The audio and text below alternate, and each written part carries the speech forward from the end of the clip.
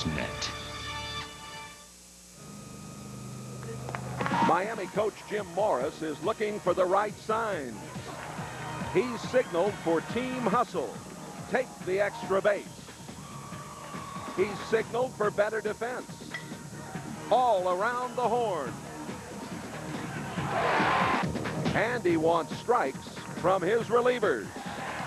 Everyone's a little edgy for tonight's game against Florida International University here on Fox Sports Net.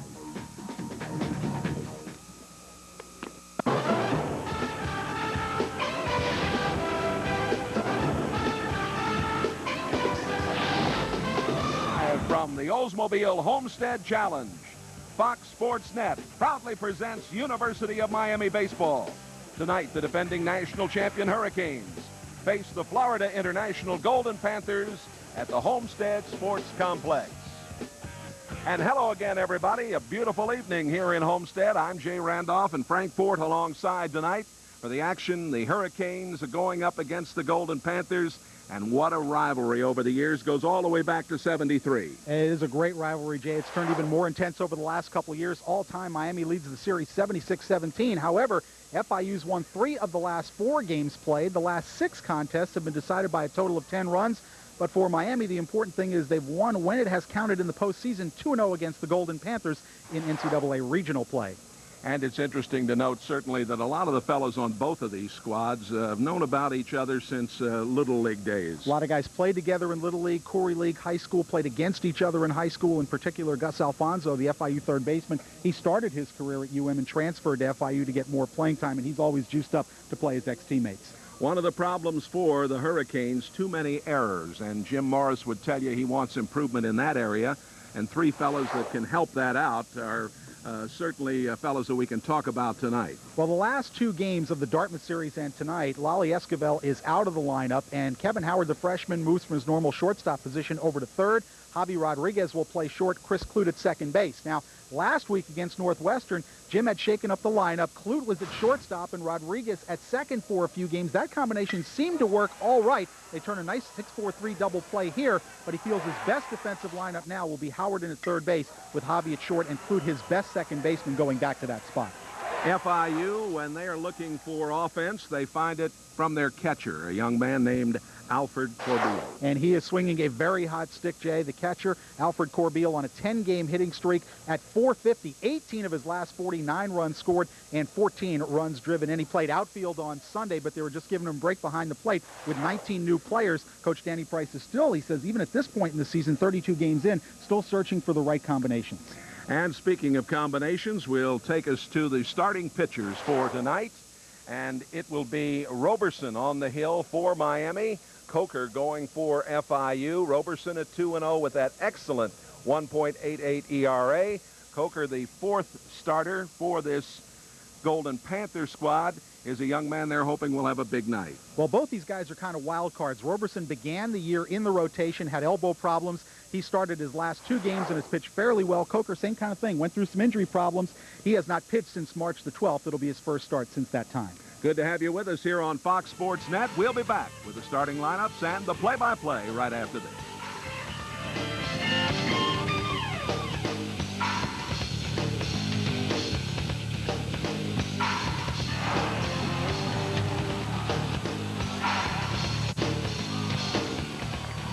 Miami Hurricanes baseball on Fox Sports Net is being brought to you by Discount Auto Parts, a proud sponsor of Hurricanes baseball. Stop by any of our convenient locations and check out the great weekly specials. Break out and feel the adrenaline rush. Get to Ford's Spring Breakout event featuring South Florida's favorite cars, Focus, Taurus, and Mustang. Right now, get $1,000 cash back, plus low 4.9% financing on a newly redesigned Taurus. Combined cash back and low financing could save you over $4,500. And get free scheduled maintenance. So get the family car that breaks the mold. Get the Ford Taurus at your South Florida Ford dealer today.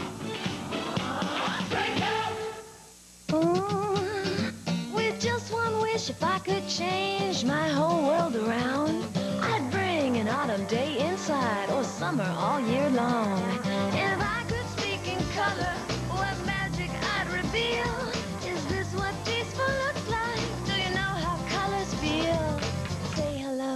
where to go, whatever you want to know.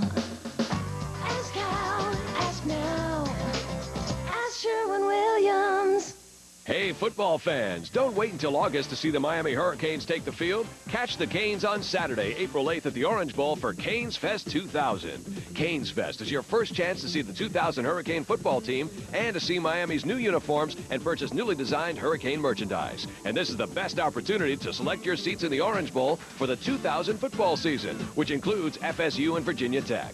Be at the Orange Bowl Saturday, April 8th from 9 a.m. until noon for Canes Fest 2000. Here at the Homestead Sports Complex, the Homestead Challenge hosted by Oldsmobile getting set to unfold. The Golden Panthers are the home team tonight, and we have just gotten word that Farmer will not be the starting pitcher for the Hurricanes, an elbow problem. We'll fill you in more on that. It will be Rodriguez to lead off. He will be followed by Howard, and then Manny Crespo. Crespo hitting at .326, 8 RBIs in his last 7 games. Danny Matienzo plays first base. Mark Walker is the DH tonight. Chris Clute moving over to second base as Javi Rodriguez starts at shortstop. Rodriguez, 17-game on-base streak. It's Lovelady doing the catching tonight. Charlton Jimerson is the center fielder, and we understand that Tom Farmer will be the starter now. The Golden Panthers have Eldred, Pauk, and Nunez in the outfield. Alfonso Miller, Sherbinski, and Pujol on the infield. Kocur is doing the pitching, and Corbell is the catcher. A tough situation as we look at Kocur and his numbers, that it is not going to be a starting evening for Troy Roberson tonight. Yeah, Roberson warmed up in the bullpen. Apparently he had some trouble getting that elbow loose, or perhaps re-injured the elbow. We're awaiting a definitive word from the Miami dugout, but Tom Farmer will make the emergency start for the Canes, and he'll go against Pete Kocur, young man out of Cooper City High School, himself coming off a hand injury, an injury to a pitching hand, which has kept him out since March 12th. So the pitching situation for both clubs a little bit up in the air tonight, and we'll see who responds better. Certainly Farmer thrown into a tough situation, but the Hurricanes will lead it off with Mike Rodriguez, who, Jay, has turned into a very nice leadoff hitter this year for Miami. Yes, he certainly has. He's batting .351 with 20 RBIs and 1 home run. Out of Cooper City. Batted .357 this past weekend against Dartmouth. The first pitch of the game in for a strike. Plate umpire is A.J. Lastaglio. John Lopez umpiring at first, and Jeff Lambert at third. A couple of old high school teammates facing each other. Yes, as it turns out, that's right. We have a lot of the local flavor, of course, on both of these clubs. 1 ball and 1 strike.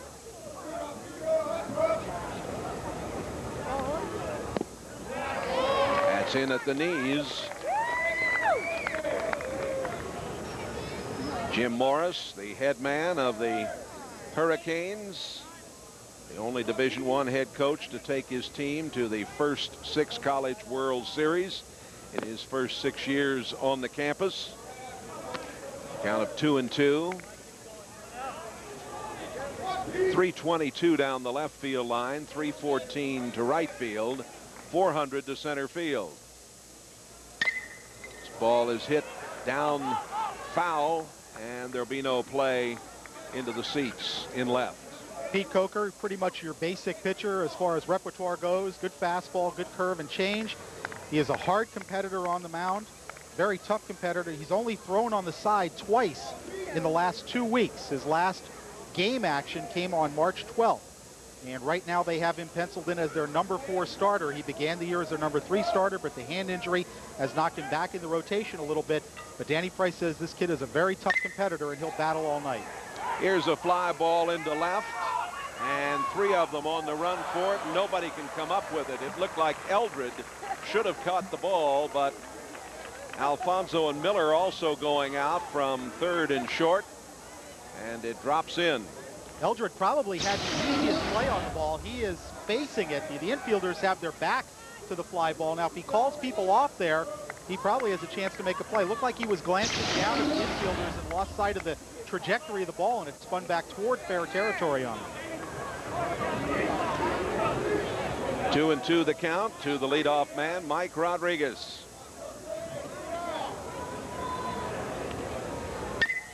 The curveball is fouled out of play.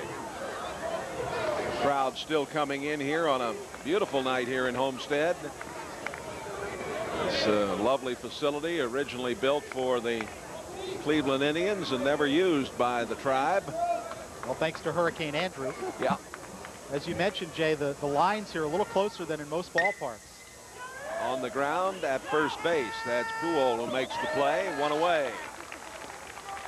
The prevailing winds normally come directly in from left field. Very difficult to get the ball out of this park. Tonight, there does not appear to be any wind. The flags in left center field are hanging limp. The FIU players tell me you can hit some bombs in this park and the wind will keep them in here. But we'll see if anybody got the power going tonight, because the prevailing winds are not in evidence, at least so far. Batting in the number 2 slot tonight is Kevin Howard. Howard hitting .421. He has 25 RBIs and a home run. That one drops in for a strike. Howard batted .500 this past weekend against Dartmouth with a team best 7 hits, 3 runs scored. Howard out of Thousand Oaks, California. On the ground it goes. Sherbinski, the second baseman, throws him out. 2 away.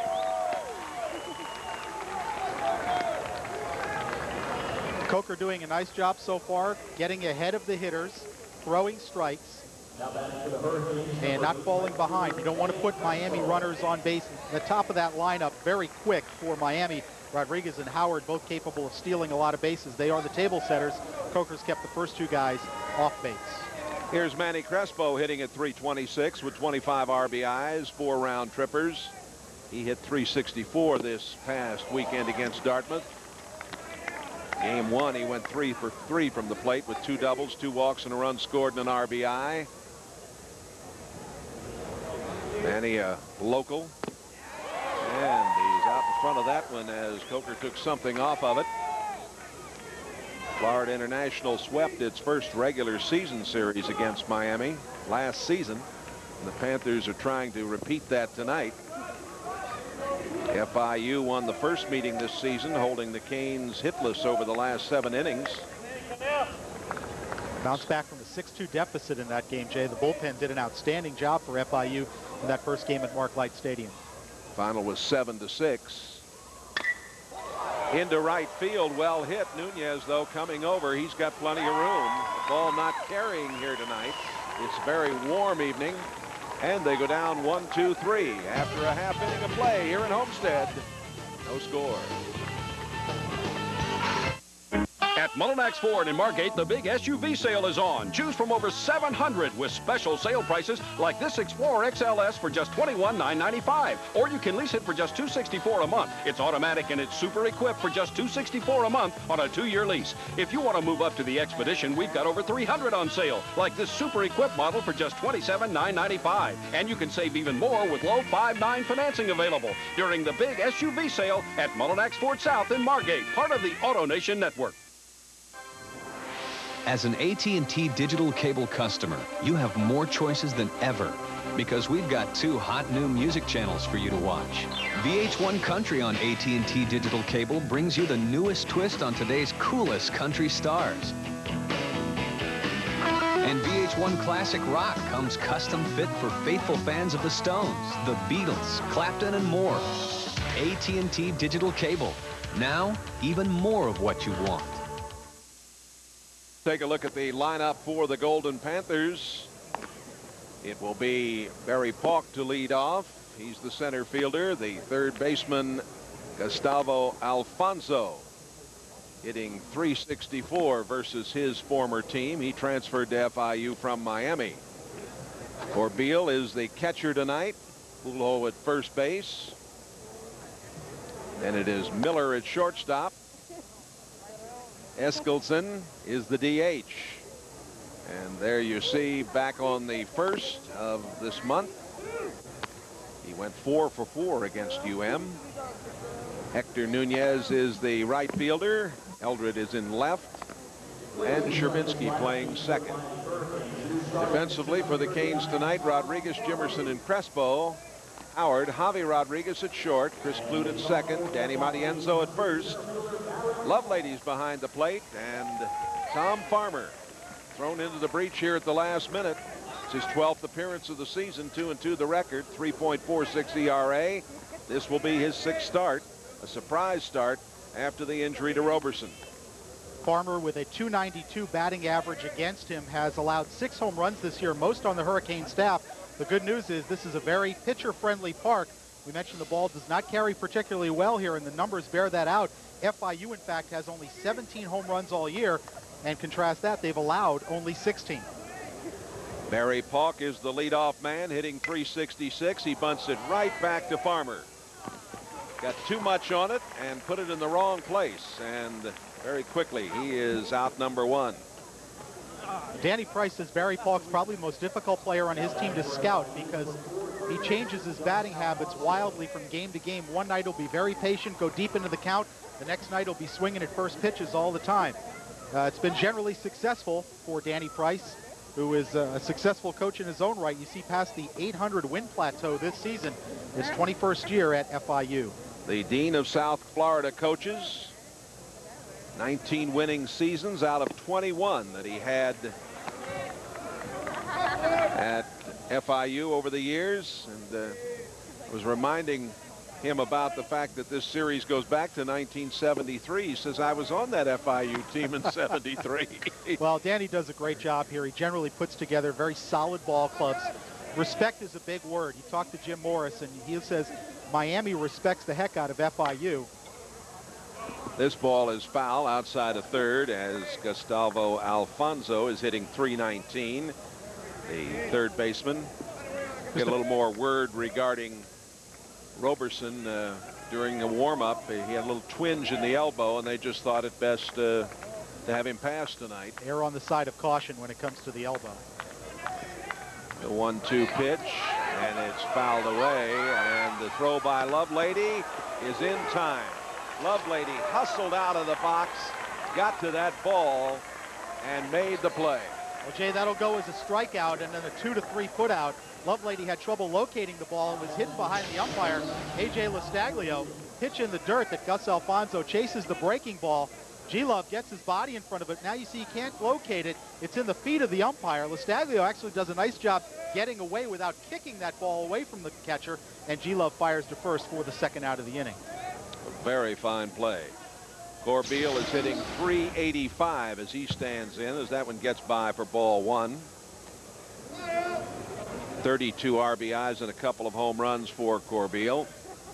Corbeil pretty much a line drive type of hitter, a gap hitter, not going to hit a lot of home runs.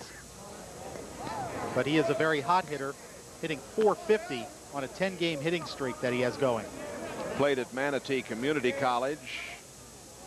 Prior to that, at Plantation High School. This fellow was selected All-State and All-Conference. One of the better hitters on this FIU team.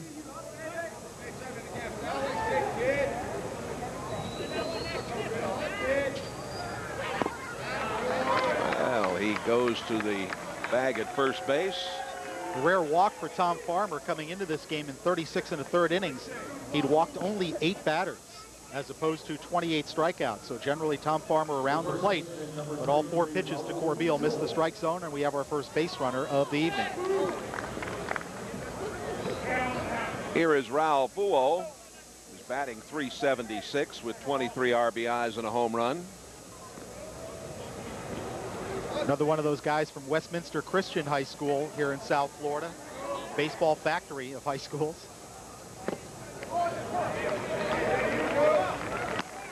First attended St. Thomas University and then transferred into FIU.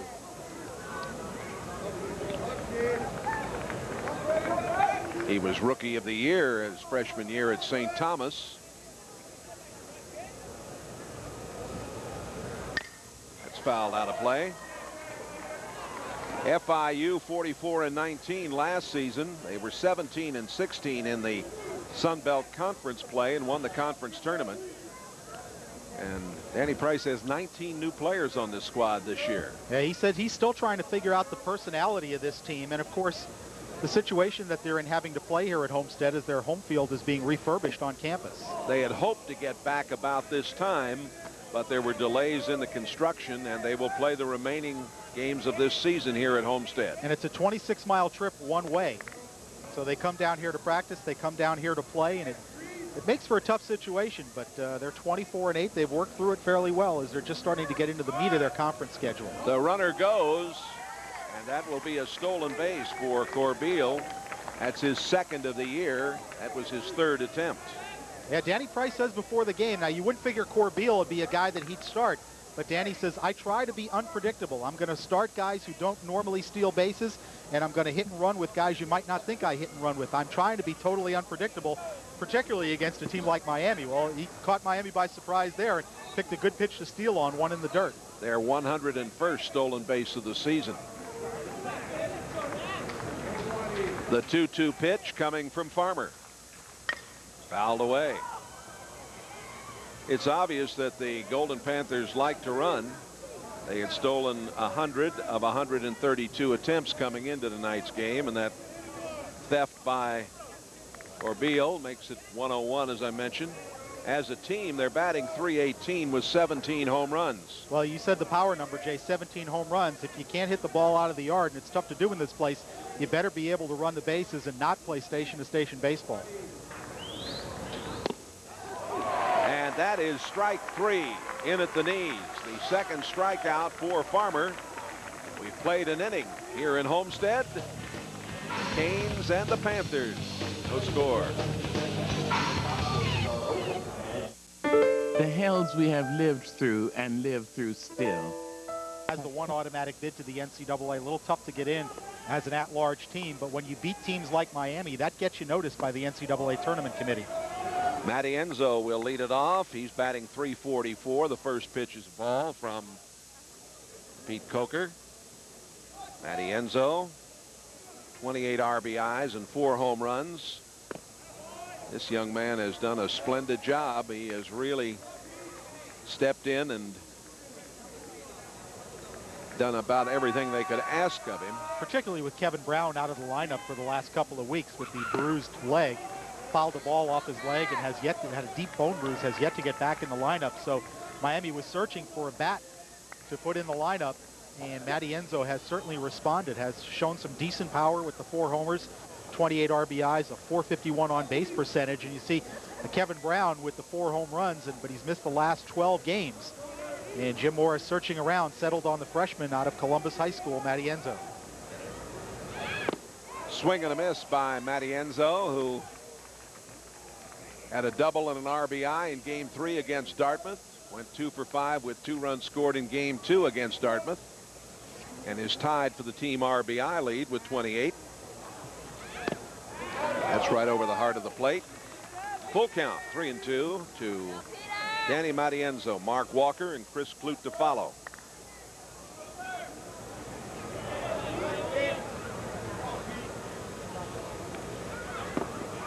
Kocur just missed inside with that one and gives up his first walk. Kocur in 26 innings had walked 12 batters prior to tonight's game against 19 strikeouts. This young man was the Broward County Player of the Year and Pitcher of the Year in 1998, a first-team All-Stater, 7-1 with a 1.53 ERA as a senior, and had a couple of no-hitters as a senior in high school. In fact, was drafted by the Florida Marlins, coming out of Cooper City High in the 33rd round. Here's Mark Walker batting .313, 11 RBIs and a couple of home runs. And Corbeil can't handle that when he makes the throw, and they're backing up all right. But Matty Enzo is down there at second base. Probably call that a wild pitch. Looked to be in the dirt. Corbeil couldn't handle it. And Matty Enzo alertly advancing. Good backup by Barry Paul. Kept Matty Enzo from going even further over to third base. So runner in scoring position with nobody out. Let's take another look at the pitch from Kocur. Breaking ball way outside. Tough pitch to handle. It bounces off the heel of the glove. Corbeil had very little chance. The guy at the plate, Mark Walker, came back to the starting lineup last weekend and had game-winning hits on both Saturday and Sunday. He's bunting here. A nice butt out in front, and a close play, and it's thrown wide at first. A run will score, and Walker going on to third. It'll be a sacrifice. And the error charged on the play as Miami gets a bit of a gift here to lead 1-0. As you mentioned, Jay, should be the sacrifice and an error charge to the catcher, Corbeil. Excellent bunt by Mark Walker trying to get the runner over to third base with only one out on the sacrifice. Corbeil has time to make the play, but the ball sails wide of Pujol at first base. Matienzo will score easily, and Walker winds up on third. So with nobody out, the Canes have a runner on third. One more look at it. Here's that wide throw. And Walker, to his credit, he never stopped. He kept motoring. Chris Clute at the dish, batting .349, 25 RBIs. The junior from Miami. Clute. FIU, Jay, will concede the run. They're playing the infield back. Here's a swing and a miss by Clute. Clute's job just to make contact, put the ball in play somewhere. The Cardinal sin with the runner on third and less than 2 out is to strike out. You got to put the aluminum on the baseball. As a team best 9-game hitting streak going, and he's second on the team with 37 hits. We've talked so often about the job that Clute did in the second half last year, the way he came on and meshed with Bobby Hill, the shortstop, to make a great combination out there defensively. And Clute started also to begin to really learn how to hit. He's made himself into a good ball player. He was pretty good coming out of high school, not very highly recruited, but attended Miami and has really made himself into a nice part of this Miami ball club. Generally does a good job with runners in scoring position, making contact, doesn't strike out all that often. 2-2 the count. Canes batting .382 as a team, have hit 34 home runs this season. Here's a long one down the line in left and on the run and getting there and making the play, Eldred. Well, remember, it's .322 down the line in left, and this ball. Chris Clute did exactly what he was supposed to do, Jay. Make good contact, send it deep into left field. Eldred made the play, but of course Walker scores easily on the sacrifice fly. Good level swing, kept his head down on the ball, really drove it hard. And Eldred, kind of the opposite of the snow cone, caught it down near the heel of the glove and made a pretty nice play on a well-hit ball by Chris Clute, who does his job and picks up the RBI, which for him is number 26 on the season. Here's Rodriguez. Javi Rodriguez batting .324. That ball that was hit just a moment ago is a home run at Mark Light. No question about it. We keep saying about how difficult it is to hit homers in this ballpark, and I think that was a pretty good example because it looked like Clute pretty much got all of that one. But in talking to the FIU players before the game, they said this is just it's a pitcher's ballpark, pure and simple. 2 balls and no strikes to Javi Rodriguez. The shortstop, Miller, comes over, makes the throw. Good stretch by Pujol, the first baseman. They get him. That's a good play. Nice play by Miller, who's a pretty tall, rangy kid. The times I've seen him play, he's looked pretty much like an average shortstop, mostly in the ball game for his bat. But he makes a nice play going to his left here and a good strong throw to get Rodriguez.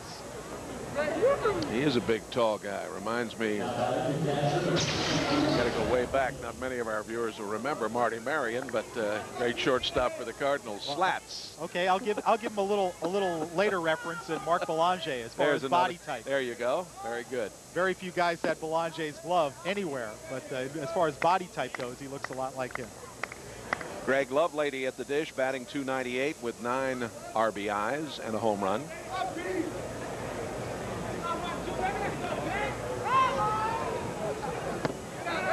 That's a little low. Lovelady started UM's 6-1 win over Dartmouth on the 26th, went 2 for 3 from the plate with a double. Tied for second on the team with 9 doubles, and now a discussion out there. Mark Calvi, the pitching coach, coming out just to try and settle Kocur down a little bit. He's fallen behind 2-0 on Lovelady after giving up 2 runs in this inning, and Of course, the error by the catcher, Corbeil, allowing the first run to score, and then Clute driving a ball deep for the sac fly to get the second run in. 2 balls and no strikes. 2 runs home. That's in for a strike.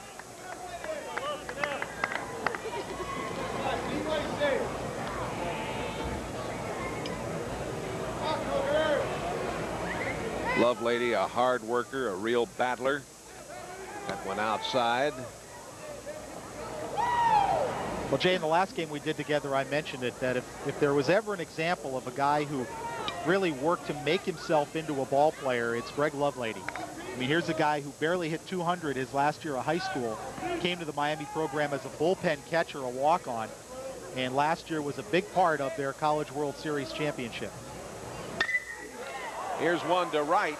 Nunez is on the run, and he can't handle it. It's on the warning track. He turned the wrong way.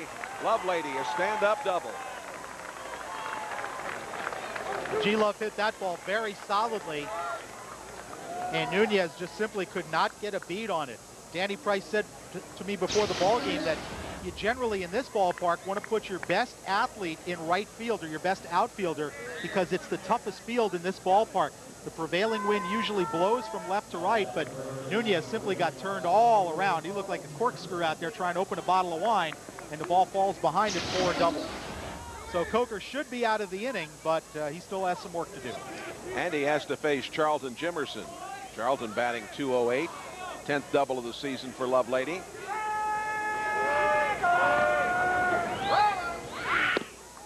Curveball is in for a strike. Charlton's really struggled with the bat this year. He is Miami's best defensive outfielder, however.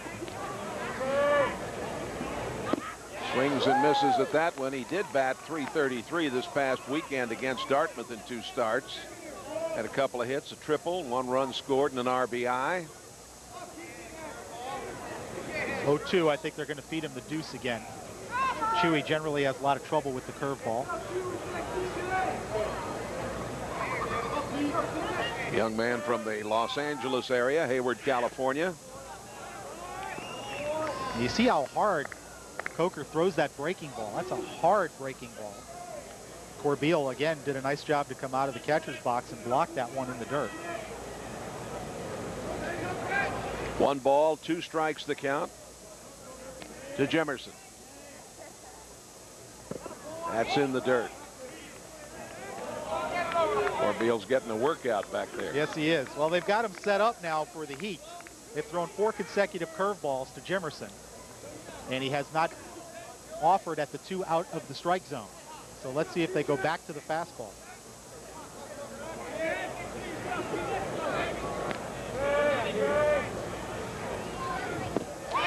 Got him on an off-speed pitch. The strikeout is the first for Kocur. 2 runs for the Miami Hurricanes. We'll be back with more in a moment. Frogs do not have the active response system. And it shows. Only the Oldsmobile Alero has the active response system. 16 features working together to help connect you to the road. Frog without the active response system. Alero with the active response system. Alero by Oldsmobile.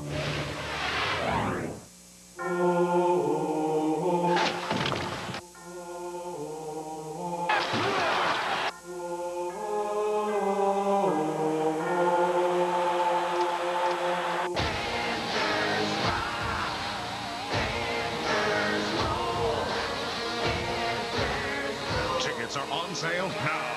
Call Ticketmaster at 954-835-TEAM. Florida Panthers hockey. It's a ritual. Catch more NCAA baseball action on Saturday afternoon as the University of South Florida plays host to Louisville. Live coverage begins at 1 p.m. right here on Fox Sports Net. Young Marlin fans spent the early morning hours up at Vieira today, where the Marlins were victorious against the St. Louis Cardinals. Marlins playing, of course, on Saturday night at Mark Light at 7 o'clock against Miami. And be a good chance to see the Marlins. Their last game prior to opening day, and a game the UM players always look forward to, get a chance to test themselves against the big leaguers.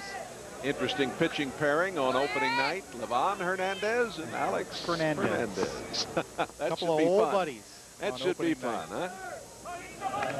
It'll be Eric Miller, Mike Eskildsen, and Hector Nunez. And the first pitch in for a strike. Miller batting .264 with 16 RBIs from Tempe, Arizona. Home of the Arizona State University. Nice part of the country. Been out there for a bunch of Fiesta Bowls. Beautiful that time of year in January. Weather is just awesome. That's foul into the seats and right. Eric Miller, described by his coach Danny Price as a gap power hitter. Not going to hit a lot of home runs. Pretty decent speed. He can steal a bag for you. I mentioned the tall, rangy mode as a shortstop, 6'2", 180 pounds. Had a good year last year, 41 games. He had 33 RBIs, so he knows how to produce runs.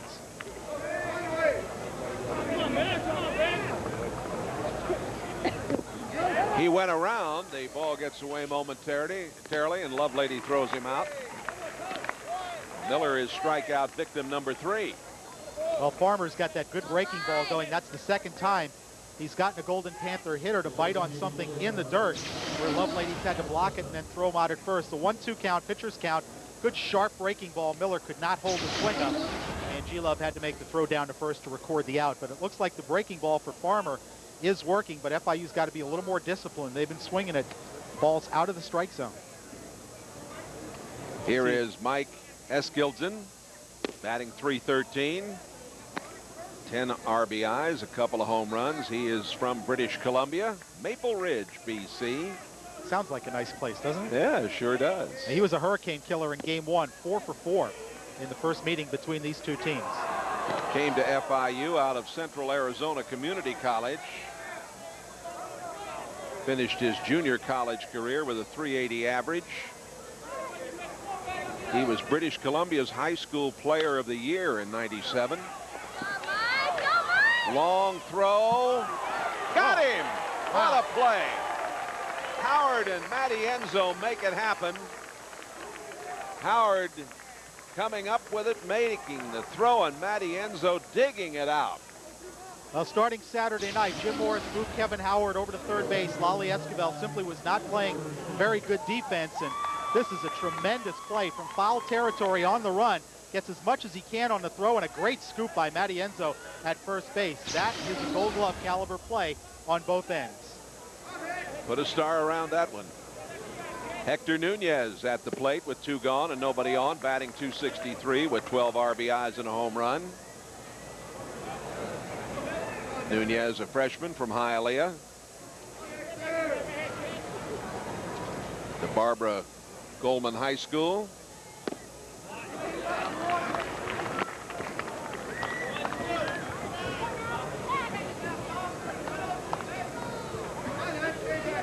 Tom Farmer's been around the plate throughout the first 2 innings, and again gets him to swing at a pitch in the dirt.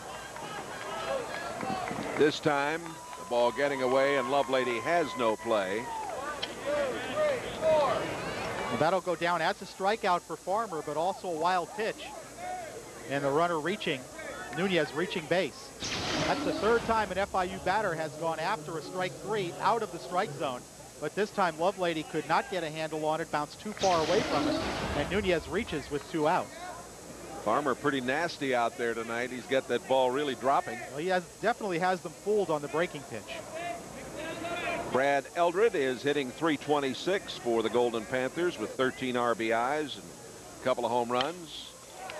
And this out into center field. Nunez on to third. Runners at the corners with 2 out. And the first hit of the game for FIU, Brad Eldred. Just fought off the inside pitch, fisted it out into center field, and FIU has a 2-out threat going. Good pitch that runs in on the hands. Fastball that runs in, and Eldred just does a nice job of fighting it off and loops it into right center for the base hit. So we'll see if FIU puts a play on here, maybe try and get a double steal going. And Miami, of course, could have been out of this inning, but the strikeout wild pitch with 2 outs keeps the inning going for FIU. And now they have first and third with 2 men out, and the number 9 hitter steps to the plate, Todd Sherbinsky. Sherbinsky out of Coral Springs, Taravella High School, sophomore. One of the hardest workers on the club. He's hitting .413, 7 RBIs. 2-year-old Broward County performer.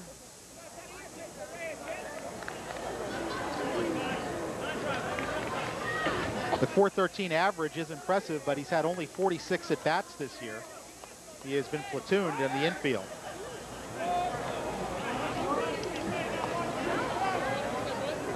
Last year he appeared in only 18 games, mostly in pinch running situations.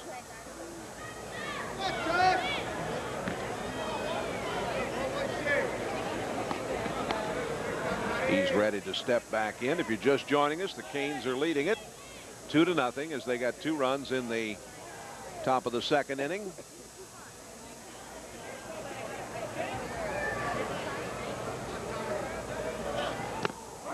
Did it hit him? It did. Just clipped him on the shoulder. That's going to load the bases for Barry Pauk. Well, Tom Farmer's had a little bit of bad luck this inning, but he's got to shake it off. He's got to forget about it. This pitch just rides up and in and grazes him on the rib cage left side. You see the shirt move, and that will go down as the HBP. And now the dangerous Barry Pauk, the leadoff hitter, comes up with the bases loaded. So Farmer's got to bear down. He was cruising along until the missed third strike kept the inning alive, and now he is in a little bit of trouble. But he's got to forget about it. He's got to settle down and just work on the hitter. You can't worry about what happened previously in the inning. Pauk, the leadoff man, has 19 RBIs. Sacks jammed. Pauk tried to bunt his way on and got it too hard back to Farmer in the first inning and was thrown out. Has a cut and comes up empty. Good movement on that first pitch, breaking down and away from the left-hand hitter.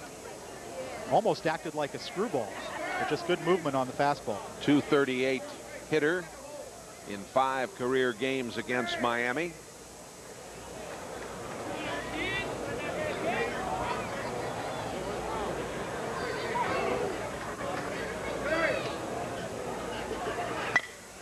Here's a drive on the run in center field, Jimerson, and he comes up with it.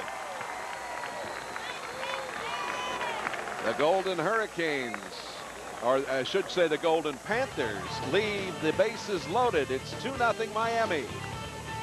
At Mullinax Ford in Margate, the big SUV sale is on. Choose from over 700 with special sale prices like this Explorer XLS for just $21,995. Or you can lease it for just $264 a month. It's automatic and it's super equipped for just $264 a month on a 2-year lease. If you want to move up to the Expedition, we've got over 300 on sale, like this super equipped model for just $27,995. And you can save even more with low 5.9 financing available during the big SUV sale at Mullinax Ford South in Margate, part of the AutoNation network. As an AT&T digital cable customer, you have more choices than ever because we've got 2 hot new music channels for you to watch. VH1 Country on AT&T digital cable brings you the newest twist on today's coolest country stars. And VH1 Classic Rock comes custom fit for faithful fans of the Stones, the Beatles, Clapton, and more. AT&T digital cable. Now, even more of what you want. Danny Price, the coach of Florida International, a native of Rocky Mount, North Carolina, talked with us before the game about his pitcher, Peter Kocur. Well, Peter is our 4th starter, and we're in between conference weekend, and you know, if you're going to be good down the line, your 4th starter's got to develop. And Peter has been as high as 3 for us this year. He's fallen back into the 4th spot after the New Orleans start. He hurt his hand there. But right now he's in the 4th start trying to compete out of it. And, of course, if he goes out and pitches well tonight, he would be in middle relief for this weekend up at Louisiana Tech. So this is a big series for him. It's a big series for us also. A couple of North Carolinians doing the coaching here tonight. Jim Morris and from Danny Lexington Price. and Danny Price from Rocky Mount. They go back a long way, Jay. They've known each other a very long time. From Danny said even when Jim was an assistant at Florida State under Mike Martin, he knew him then. Mike Rodriguez standing in. It's a strike. He grounded out in the first inning. Mentioned Emrod's turned into a very good leadoff hitter for the Canes. .451 on base percentage coming into the ball game. To go with his .351 batting average and 20 RBIs from the leadoff spot is a very nice total. And when Mike bats in the leadoff spot, you see the Hurricanes generally very successful. Well, we've talked a little bit about the changes that Jim Morris has made in the infield. And, of course, one of the tough statistics for his club this year is the fact that they have more than 2 errors per game. Come into tonight with 67 errors on the season. Here's a ball that is well hit to right. Nunez on the run. He's not going to get to it. It's off the wall. Rodriguez on his way to third. Here's the throw. He is there. Triple. That ball came within about 4 feet of getting out of this ballpark. His 3rd triple of the season. Just a good job of hitting and base running by Mike Rodriguez. Spanked that ball deep into right center field. And when Polk and Nunez had trouble picking it up, Mike never hesitated rounding second base. Otherwise, he's out.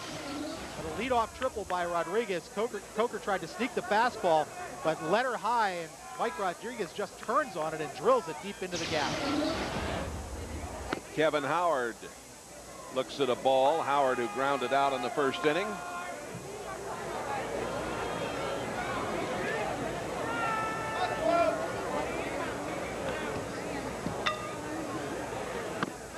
That's high. Let's go back and take a look at that play at third. It was bang, bang there. The relay throw for Miller. One hops into third, and Rodriguez does get his hand into the bag before the tag is applied by Gus Alfonso. Alfonso doing a pretty good job of blocking the runner from coming in. Fly ball to center field. Polk on the run at the warning track makes the catch. And this will send Rodriguez home with another run for Miami. Howard with the sacrifice. Good job of situational hitting by the Hurricanes, Jay. Second time tonight they've had a runner on third base with nobody out. And it's the second time they've delivered sacrifice flies. So good situational hitting by the Hurricanes. Just doing the job, making contact, trying to get the ball airborne, and very nearly out of the ballpark for Kevin Howard on that. He's a good-looking young hitter. Crespo flied to right in the first inning. That was the big item for the Canes in the second half last year. That's situational hitting. Being able to make the run, being able to move a man along at the right time, the sacrifice fly, getting people into position, using their speed, manufacturing the runs when you had to, and that's what stood them in very good stead in their drive for their 3rd NCAA championship. And that's just a matter of discipline at the plate, Jay. Check swing. Right back it goes to Kocur. He throws on. Oh, they're 2 away. Now, Crespo certainly didn't mean to swing. He was just trying to get out of the way of that high and tight pitch. But he doesn't like to get cheated. No, he does not. Manny goes up there hacking. No question about that. Here's Matty Enzo. He walked back in the second inning.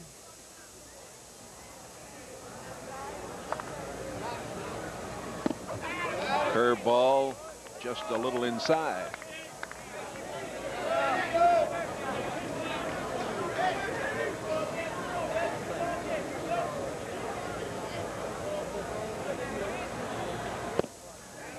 That catches the corner.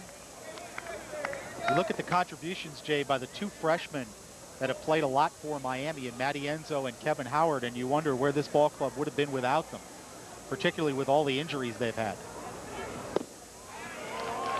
This game tonight, part of the Homestead Challenge 2000 baseball tournament here at the Homestead Sports Complex.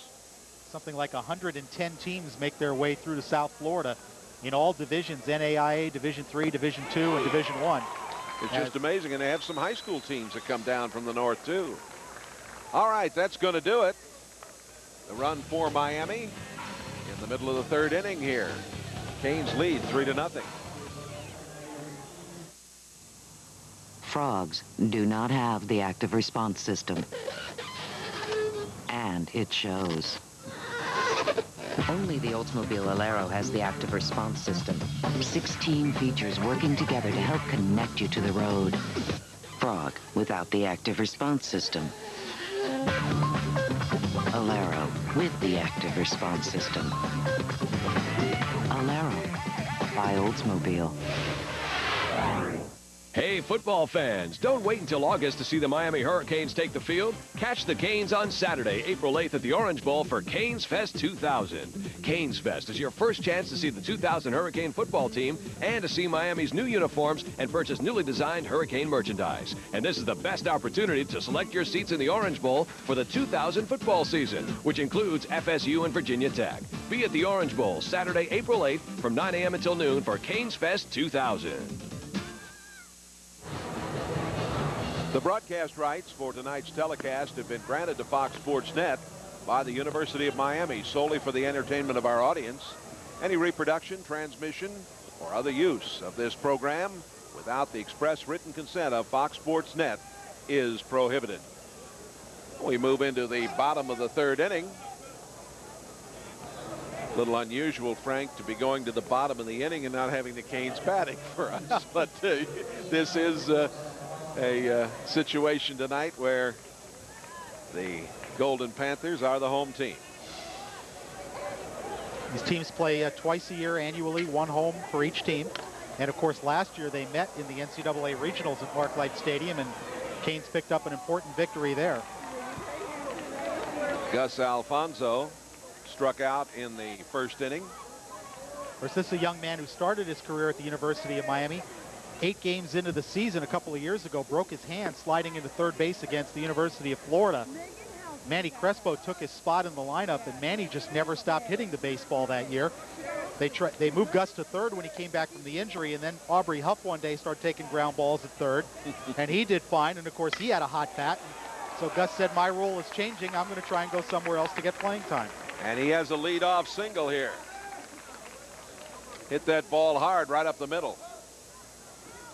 He's a good versatile player, can play the middle infield positions and third base, which is where he's playing tonight for FIU. He's been a nice addition to this Golden Panther ball club. And in fact, in the first game of the year against Miami, he went 3 for 5 with 3 runs scored and a couple of RBIs. And he is always juiced up to play against his old team. In fact, before the game, he and David Gill were talking down by the FIU dugout, a couple of friends from high school.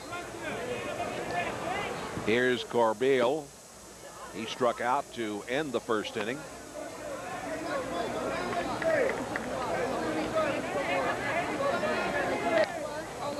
Look for Danny to maybe start the runner here, try to get something going. We mentioned they like to run. They've attempted 133 steals now with the successful steal of this batter in the first inning, Corbeil, who walked. Greg Lovelady behind the plate has thrown out 6 of 19 attempted base stealers, just a shade under 33%. Tom Farmer throws over. Good play by Matty Enzo. Again, if you're just joining us, you might have been expecting to see Roberson on the mound tonight for Miami. While he was warming up, he had a twinge in his elbow, and he was scratched, and Farmer gets the start. The balk will send Alfonso to second. Tom never came to a complete stop. He's looking at the umpire going, what did I do? And now Jim Morris wants to come out and get an explanation, but I think if we have this on replay, you'll see that Tom never comes to a complete stop in his pitching motion. And A.J. Lastaglio was pretty emphatic in the call. Right, see, he never stops. He just goes to the belt and right away into the motion. He must come to a complete stop according to the rules. Jim's pleading his case, but from that replay, he doesn't have an argument.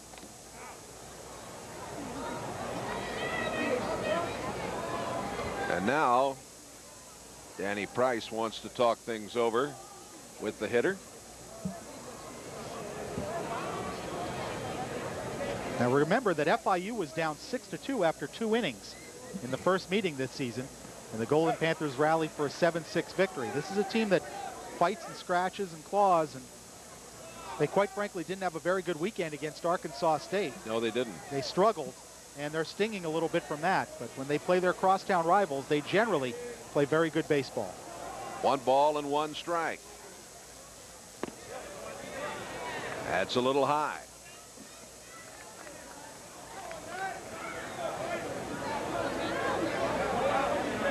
He's hit in 14 of his last 15. Corbeil at the plate. Alfonso out there at second. Canes leading it 3-0. 2-2.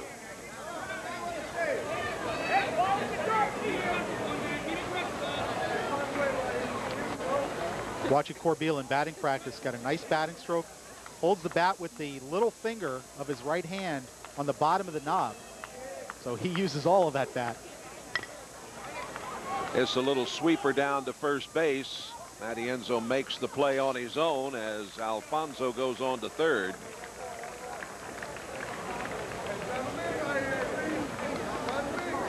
So the first baseman, Pujols,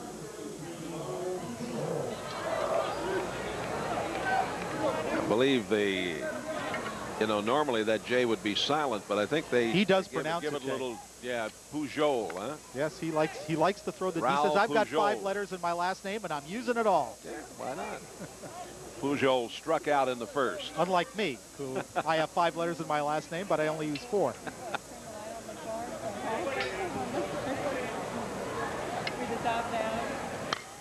This is popped up.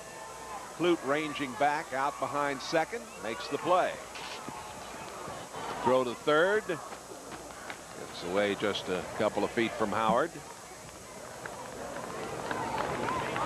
Oh, it'll be up to Eric Miller. Miller struck out in the second inning. We talk about situational hitting. There is a situation with the runner on third and less than 2 out when Pujols gets jammed and can only pop the ball up.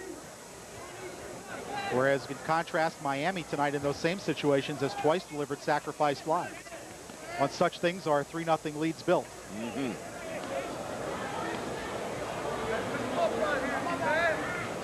Howard, Javi Rodriguez, Chris Clute, and Matienzo on this infield tonight.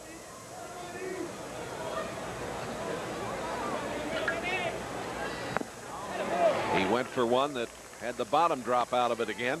Well, he struck out on a similar pitch back in the first inning, leading off the second inning. The Farmer's been able to get him to chase the breaking ball.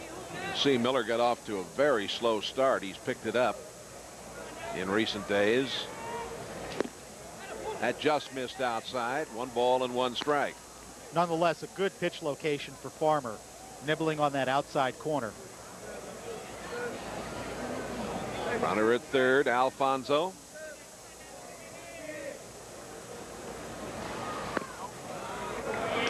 Another one a little high. 2-1.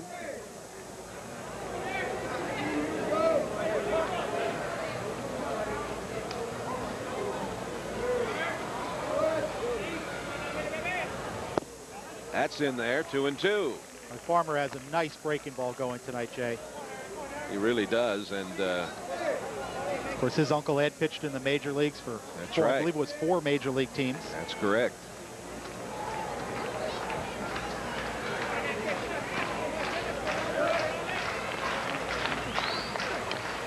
Fouled away.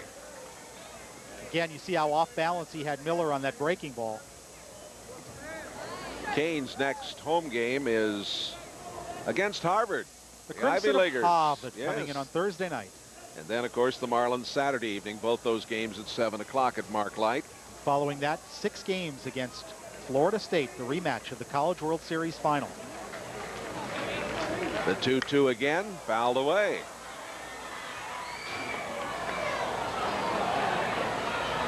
FIU plays Saturday and Sunday at 2 p.m. against Louisiana Tech in Ruston, Louisiana. Well, the FIU players in batting practice were talking about how they didn't play well last weekend, but how they generally refocus for the University of Miami, and they're hoping that now that they're getting into the balance of their conference schedule, and again, another ball in the dirt, Lovelady is going to have to make a play, and they say he missed the tag. The umpire had a very good look at it, A.J. Lastaglio, and Lovelady could not make the tag. And we've seen this a couple of times tonight. It's the third time tonight, Jay, that we've seen this, the ball in the dirt and getting away, and the second time that the batter runner has reached safely. Now, Lovelady thinks he does not have a play at first, so he tries to tag the base runner coming home, Alfonso, and he doesn't get him. It's an unusual way for the run to score. Good job by Alfonso of avoiding the tag, and it's now a 3-1 ball game. And Laser Collazo out to visit Tom Farmer. I'm not sure. I think if Lovelady would have taken his time and taken a look, he probably would have had a play at first, but it would have been close. He might have, yeah. The pitching coach, Laser Collazo, talking things over. 3-1. Well, that's the second time in 3 innings we've had a batter runner reach base on a missed third strike. So already this ball game taking on some very unusual undertones.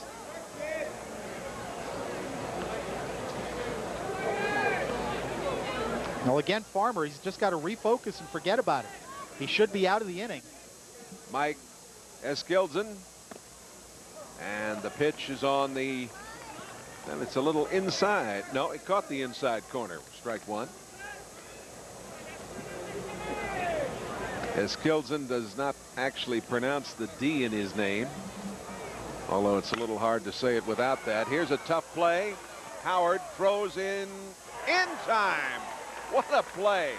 That's the second time tonight those two have hooked up, Howard and Matty Enzo, and a good job there.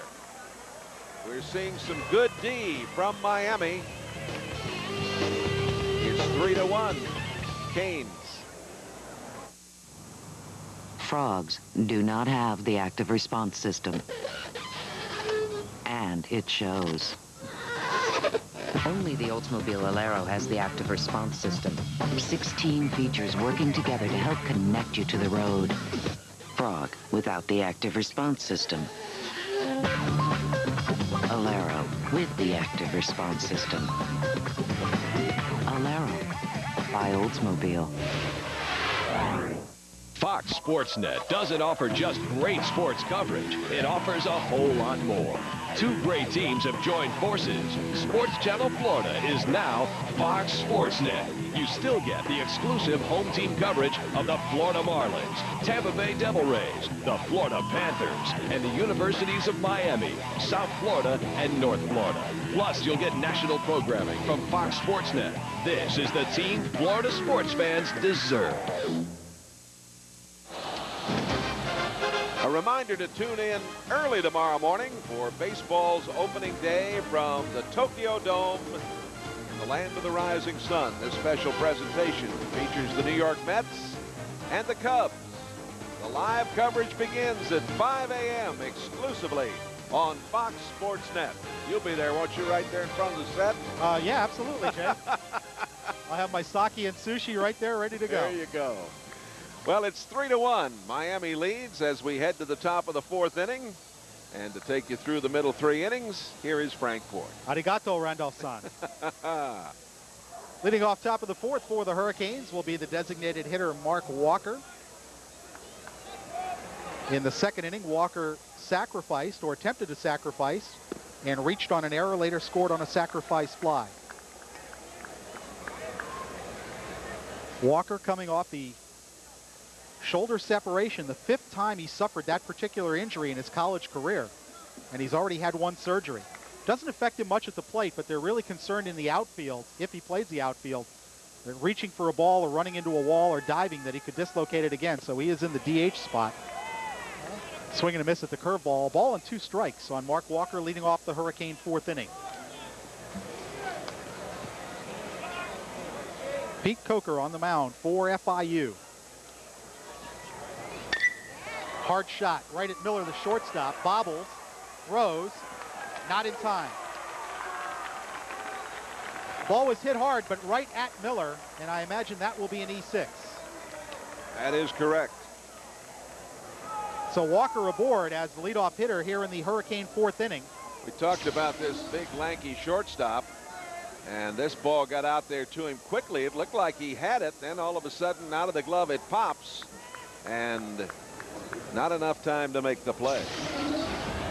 So Walker aboard via the error, and that'll bring up the Hurricanes second baseman, Chris Clute. Hurricanes lead at 3-1, top of the 4th inning.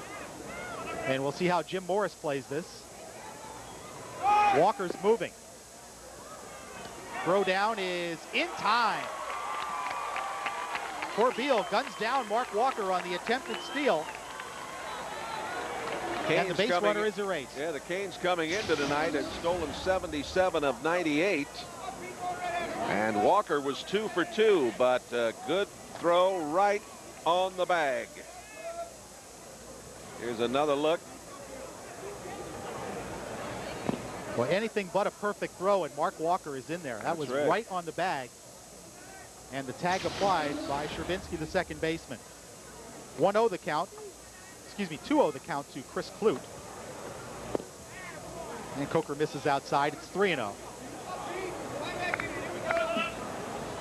Clute went to Killian in Miami, and all 4 years that he played high school ball, he was their Gold Glove winner. And Clute will take a 4-pitch walk. So as far as FIU is concerned, that throw out by Corbeil was important. Second walk allowed by Kocur this evening. So with 1 out, Clute is on first base. And that'll bring Javi Rodriguez to the plate.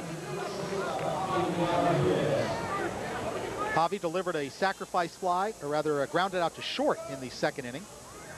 321 the average for the Hurricane shortstop. 1-0 the count to Javi Rodriguez. Had a very fine freshman season for the Hurricanes. Coming back this year, has been moved around a little bit, played some second base, and now is back at shortstop. As Jim Morris struggled to find the right combination defensively. Breaking ball stays high. It's 2-0 to Rodriguez. I'm always reminded of one stat in this fella's bio. As you see, he's reached base in his last 17 games. In high school, he hit in 74 consecutive games. He's got a good idea of what to do at the plate. You watch this guy long enough and you find that out. 2-0 is in there for a called strike. Rodriguez taking a look down at Jim Morris. Good count to maybe get something going, the steal or the hit and run. And Javi handles the bat well. Kocur throws over. Clute diving back in safely. Clute has 9 stolen bases in 14 attempts. Paul Zervis in the bullpen for FIU.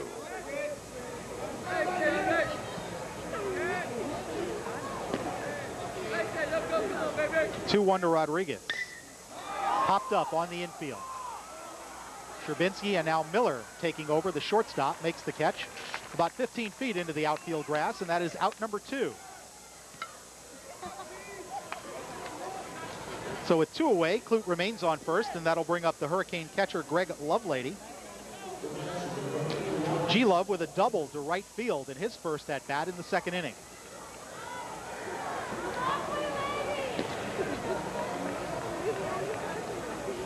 See the numbers on the year. 310 with a homer and 9 RBIs. Has split the catching duties with Mike DeRosa this year. Jim Morris telling me before the game that neither one of these guys has really grabbed this job by the throat. They've both done a fairly good job, but nobody has really stood out. Curveball catches the outside corner for strike 1. Lovelady has started 15 games this year, appeared in 26 overall. The Golden Panthers playing their 20th game of the season here at Homestead. And as we mentioned, they'll play the rest of their home games here because of the slowdown in the construction of the stadium on campus. It's going to be completed in August, we're told. Good pitch location on the fastball, and Lovelady swings right through it. 0-2 the count to Lovelady. Let's take a look at this last pitch. Ooh, pretty good movement on that. And down and away. Very tough pitch to hit. And Lovelady in an 0-2 hole with 2 out and a runner on first in the Hurricane 4th. Clute running. Swing and a miss. Doesn't matter. That's strike 3. And Kocur is out of the inning. No runs for the Hurricanes. No hits and a runner left on. In the middle of the 4th, it's Miami 3, Florida International 1. Be cool. Be cool about fire. Yeah, that's the rule. Hey, to be cool about fire, same thing. That's the rule. Be cool. Gotta tell your mama, gotta tell your pop about how fire's starting, how to make them stop. Now maybe you're thinking it won't happen to me. I'm too cool, too hip. Fire can't touch me. Then suddenly whoosh, and you're saying, oh man, I'm really, really glad we had a fire escape plan. We sat with our parents and we practiced ahead, knowing how to get out. That's how to use your head. The most important thing for you and your parents is to have an escape plan. Now, what's in the plan? Have 2 ways out of your room or house in case one is blocked by fire. Have a meeting place outside of your house so everyone knows that no one is inside. Keep the plan in a place where you can look at it every day until you know it by heart. Practice the plan at least twice a year because just having a plan is no good if you don't practice it. Gotta be cool. Be cool about fire safety. We move to the bottom of the 4th inning in Homestead. It's Miami 3, Florida International 1. Crosstown rivals meeting for the 2nd time this season, a rivalry that goes way back. Absolutely, and when you think about it, Jimmy and I go back over 20 years also, you know, I guess back when he was at FSU and those type of things, but at the same time, these kids go back. They go back a long ways. They played Little League Baseball together, you know, so many of the players. So this is a big series, you know, to get a chance to sit on the opposite side of the field tonight with 2 outstanding ball clubs playing college baseball, so they get excited about it. That they do. Danny Price, the FIU head coach, his team trailing 3-1 as we move to the bottom of the 4th inning. It'll be the bottom 3rd of the Golden Panther order. Hector Nunez, Brad Eldred, and Todd Sherbinski. Tom Farmer thrown 47 pitches so far tonight and a very good strike-to-ball ratio. Been a little bit wild with the curveball, but FIU's been swinging at him. In fact, as we mentioned, 2 runners have reached base because of missed 3rd strikes. Not knowing he was going to get the throw tonight under those circumstances, this young man obviously has a good mindset. He was called on and he's come in. It's been a very efficient performance. He's one of those guys that's very valuable to a college baseball team. Spot starter, long relief. Doesn't need a lot of rest between appearances. 2-0 the count to Hector Nunez. Struck out in the 2nd inning, but did reach when the ball bounced in the dirt and away from Lovelady, the Hurricane catcher. Swinging on 2-0 and fouls it away. Nunez coming into the game with a .263 average in 24 games, all starts. 3-time most valuable player of his high school team, Goldman High, one of the newer high schools in Miami-Dade County. This one laced toward the left field corner. A diving attempt, and Rodriguez can't get there. It'll be in there for extra bases. Nunez in with a stand-up double. His 5th of the season. A long, long run for Rodriguez, but he just couldn't get there. He threw himself at the baseball out there. This ball well tagged. And Rodriguez making every effort to get to it. Here's another angle, but no chance. The leadoff double. Well, from the left-hand hitter, the ball just kept slicing away and away and away from Rodriguez. And Nunez is aboard with the double. It'll bring Eldred to the plate. He singled in the bottom of the 2nd inning. Brad Eldred, .326 on the year in 17 ball games, 13 of those starts.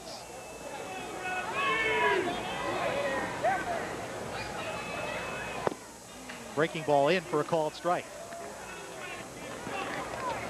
0-1 to Eldred, the number 8 hitter in the FIU lineup.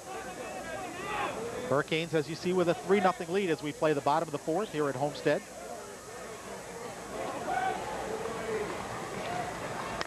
Farmer jammed him, fisted toward first base. Matienzo will make the play unassisted, and Nunez will move up 90 feet to 3rd base. Good pitch riding in by Tom Farmer, records the 1st out of the inning. This pitch really tied him up. In on the fists, and Eldred trying to fight it off, but he couldn't get much on it. That's a wood bat. He's carrying splinters back to the dugout. You bet he is. Would have sawed him off. Now, Sherbinski, the number 9 hitter in the order, takes a long look down at Danny Price. Hit by a pitch in his previous plate appearance in the bottom of the 2nd inning. Again, this is one of those situational hitting spots. Runner on third with 1 out. Sherbinski takes low and away for ball 1. Hurricanes play the infield in. Howard at third, Rodriguez at short, Clute at second, and Matienzo at first. Curveball blocked by Lovelady. He can't find it, but the runner got a late break from third base, and he'll hang on. Nunez, and now the throw to the plate gets away, but Javi Rodriguez backs it up. Well, that is not exactly a clinic by the Hurricanes there, but it does not cost them. Well, it's a little frustrating, I think, for Lovelady. He has had so many tough plays in the dirt back there tonight. And we'll take a look at this one. And on this occasion, as you're going to see, he just can't find the ball. He thought it was still in the glove.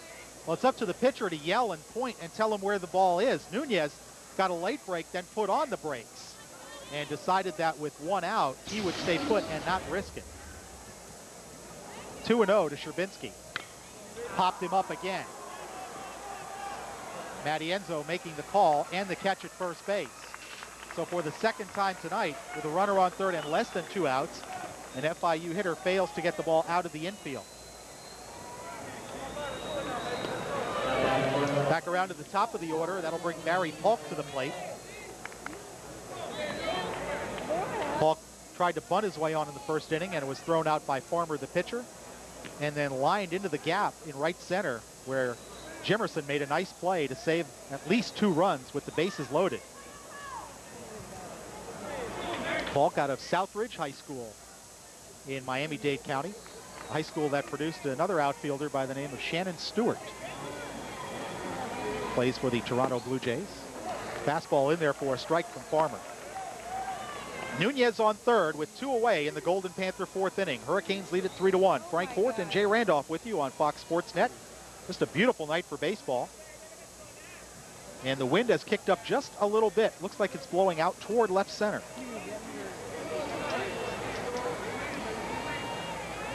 Farmer's 0-1, grounded toward short. Rodriguez throws in time, and the Hurricanes are out of the inning. No runs, a hit, and a runner left on. We've completed 4 innings here at Homestead, with the Hurricanes holding a 3-1 lead over the Golden Panthers of FIU. We'll be back in just a minute. The Toyota Blue Sky Spring Event, where you can lease a new Tundra for $299 a month for 48 months with $17.98 due at lease signing. At your Toyota dealer, you'll also find great values on a huge selection of brand new Toyotas, including the new Tundra, Motor Trend's Truck of the Year. And at $299 a month, there's never been a better time to drive one home. Toyota's Blue Sky Spring Event at your Toyota dealer. Hey, where can I go to get away but then go nowhere at all? That change that I've been looking for in a place that's magical, where I can hide, a place to be myself, a one to share. We're quite to the College World Series in '74. Beat the Crimson 4-1 in the series opener. Their lone loss to Harvard came in '97, a 9-6 defeat, and so Harvard and the Canes get together this week. Charlton Jimerson showing bunt as he leads off the Hurricane 5th inning. Took the ball low and away. Chewy 0 for 1 with a strikeout. Again taking, and it's 2-0. The 9th place hitter in college baseball, Jay, with just like it is in the American League with the DH, just like a second leadoff hitter. You want a guy who can make contact and can run. And Kocur falls behind 3-0 to Jimerson. Jimerson's perfect on the bases this year, 10 for 10. And he can fly. The 3-0 from Kocur. And it's a 4-pitch walk for Charlton Jimerson. So the Hurricanes have again have the leadoff runner on for the 4th time in 5 innings. And the pitch count on Kocur, only 47. 20 of them for balls, 27 strikes. That'll bring the leadoff hitter to the plate, Mike Rodriguez. Emrod grounded to first unassisted in the first inning and tripled to lead off the Hurricane third and scored on the Kevin Howard sacrifice fly. Jimerson, as Jay mentioned, a threat to go, and Kocur knows it. He throws over. Just giving him his 50% move. It's only half of what he can get it over there. Again throwing over, and Jimerson diving back safely. And we'll see if Jim Morris has something on in the third base coaching box. His team leads by 2 as we play the top of the 5th here in Homestead. Pitch to Rodriguez is in for a strike. 0-1 to the Hurricane left fielder. Sophomore out of Cooper City, facing his old high school teammate, Pete Kocur.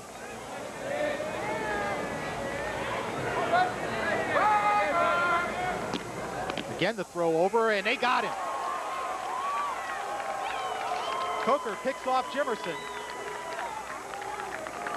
Mark Kingston, the first base coach, talks it over with umpire John Lopez. Let's take a second look, Jay. Well, you talked about this fella throwing over at half speed. He didn't throw over at half speed this time. He really put the throw in there, and the tag made by Pujol. And that's a base running mistake. You get Jimerson walked in that situation, and you feel very good about it because of his ability to run. Now he's gone. Low and in, count even at a ball and a strike to Mike Rodriguez.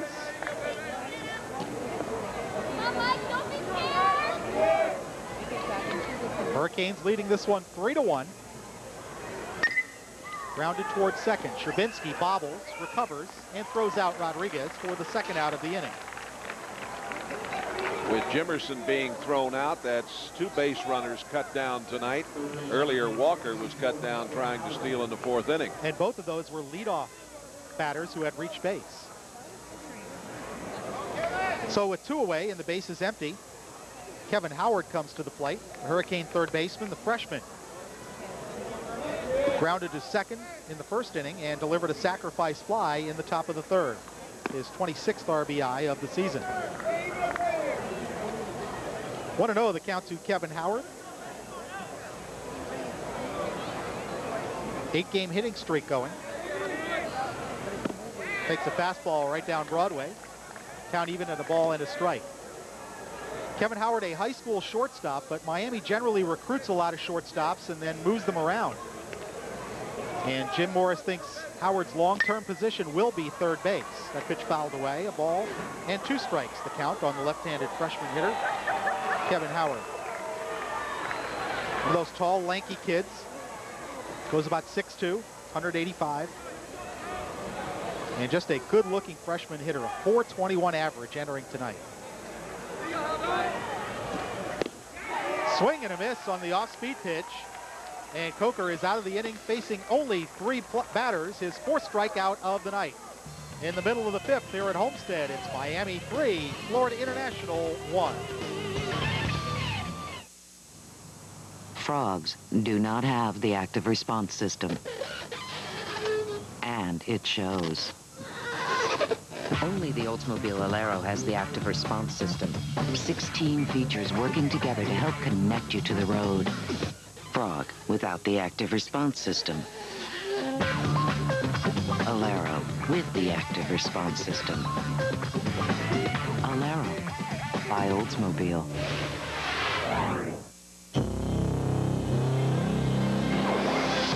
You're huge everywhere. Tim, it's him. Everybody just kind of looks at me and thinks, you know, I've got a screw loose or something. Get away from me, get away from me. You are a sick human being. Pete, do you still gamble? Sure, but not on sports. You're a marquee player, but you have never won Jack. I'm pretty sure there's a lot of people that dislike you. What? The last word tonight at 11:30 on Fox Sports Net. It is all good. Back at Homestead with the Miami holding a 3-1 lead in the bottom of the 5th inning over FIU. The Hurricanes Saturday night at Mark Light will take on the Florida Marlins and manager John Bowles. Oh yeah, we've got a great relationship. You know, they are very very enthusiastic with their baseball, with the Hurricanes. And again, they were, it was a thrill for all of South Florida to see their success last year. And you can see more John Bowles on Marlins Weekly with my partner, Jay Randolph. What time is that, Jay? 10:30 Sunday mornings. Our inaugural show underway this Sunday. And you taped that show today, as a matter of fact, up in Vieira, so you've already had a long day. Bottom of the FIU fifth inning, and it's the third baseman, Gus Alfonso, to lead off against Tom Farmer. Takes it high and tight for ball one. Alfonso, a strikeout victim in the first, singled and later scored on a third strike wild pitch in the bottom of the third inning. Had a nice talk with Gus during batting practice. He's looking forward to playing against his old teammates. There's that breaking ball again, and he pours it in there for a strike. Greg Howell up in the Hurricane bullpen. Remember that Farmer had to start this game on an emergency basis. Troy Roberson warmed up, felt a twinge in the elbow, and the coaching staff decided he could not go. Bunt down the third base line. Canes will let that one roll. Foul. Once that ball was over the line, Lovelady jumped on it. He didn't want it coming back in. The umpire, Lastaglio, right there on the play. Here's a look at it. That was a great bunt. There's no way Really they get him if the ball stays fair. And just as it gets foul now, Lovelady pounces on it. Very close. Not taking any chances. Good job by A.J. Lastaglio, the home plate umpire, hustling down the line and getting right on top of the play. We criticize them when they're wrong. We got to give them credit when they do it right. Absolutely. 1-2, the count to Gus Alfonso, leading off the Golden Panther fifth inning. Farmer's 1-2 on the outside corner. He got him staring. Strikeout number 6 for Tom Farmer.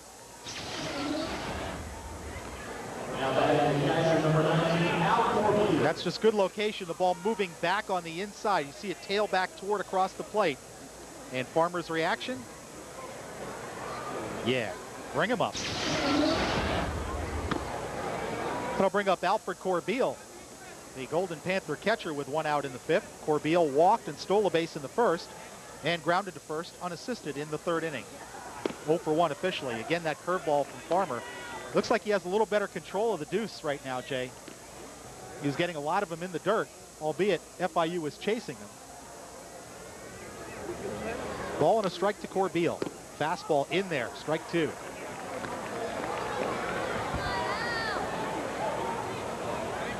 Tom Farmer very efficient so far tonight in his pitch counts. Curveball, swing and a miss for strike 3. Strikeout number 7 for Tom Farmer. His career high is 9. Perhaps he got a look at Greg Howell up in the bullpen and decided, I'm not ready to come out of this game. Now again, movement and location, the two big things in pitching, Jay, and that curveball had both of them. 2 away, bases empty for Raul Pujol, the FIU first baseman. Chopped foul down the third base side. Pujol struck out looking to end the first inning and popped to second base back in the third. 0 for 2. 368 average with a homer and 23 RBIs coming into the night. The 0-1 from Farmer. Strike 2, a bit of a generous call from A.J. Lastaglio, and he's hearing it from the FIU bench. Yeah, the FIU club is up on the top step of the dugout. Well, Farmer's going to get that pitch. He's going to be unhittable. Wastes one low and away. A ball and 2 strikes.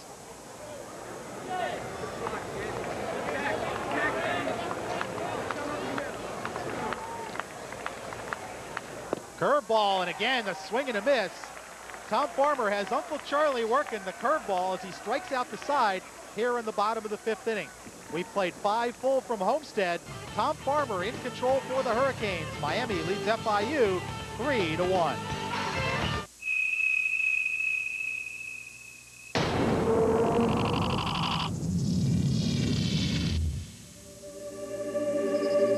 The Saab Griffin, for those seeking air superiority. The new Saab 9.5 Aero, for those seeking ground superiority.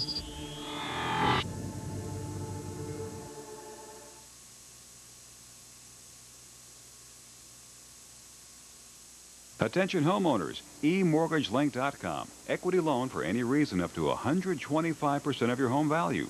eMortgageLink.com. Consolidate your debts and save up to 50% off your monthly payments. eMortgageLink.com. Home improvement loans, even without equity. With good or bad credit, go to www.eMortgageLink.com or call toll-free 1-800-774-7790. Act now for a free credit report. Well, there's the redoubtable redhead, Boog Shambi. And Boog doing a little moonlighting here tonight, acting as the public address announcer. Wow, you pulled out the dictionary for that one, didn't you? That's my redoubtable nickname redhead. for him, the redoubtable redhead. He's a very talented young man. Yes, he is. Nice guy, too, even though he's a BC graduate. We move to the top of the 6th inning, and a new pitcher for Florida International, Paul Zervis, number 31. Zervis making his 16th appearance of the season, a record of 4-1 with a sparkling 1.51 ERA.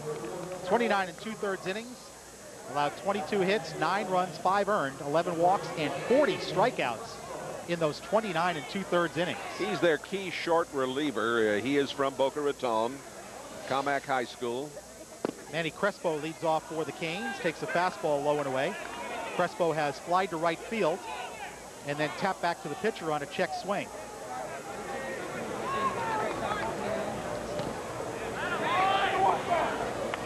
And the scoreboard says 1-1. I thought that first pitch was called a ball.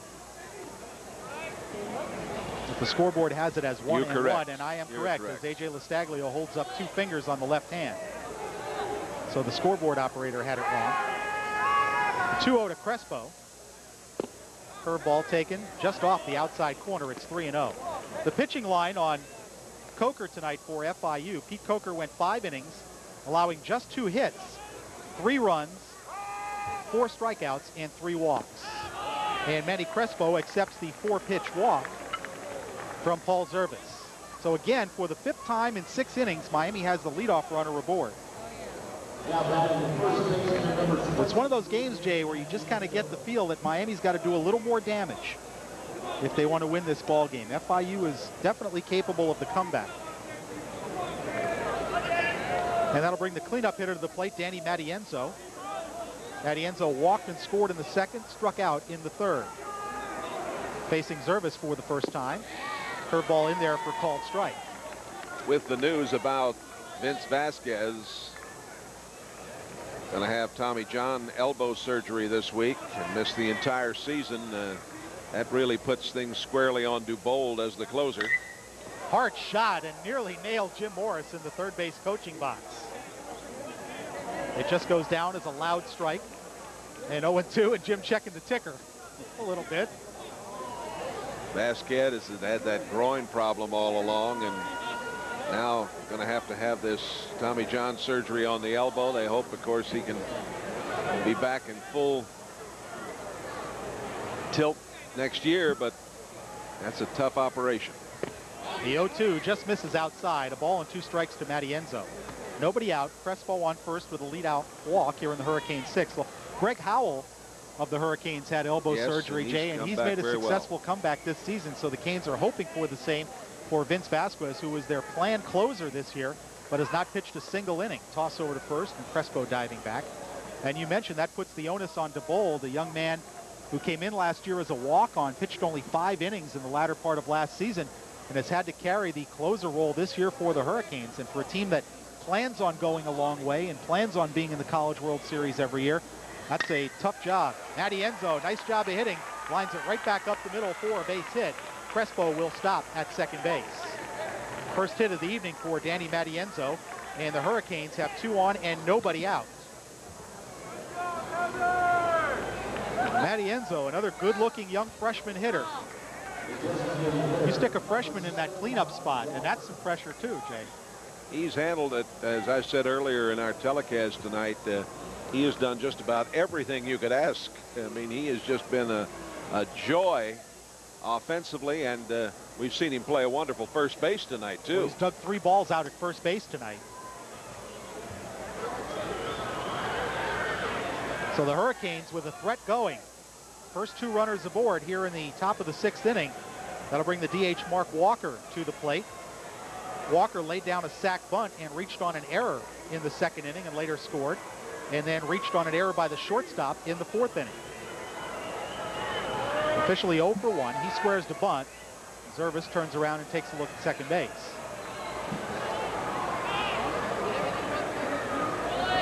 Now this is a situation where you want the third baseman to field the ball if you're bunting.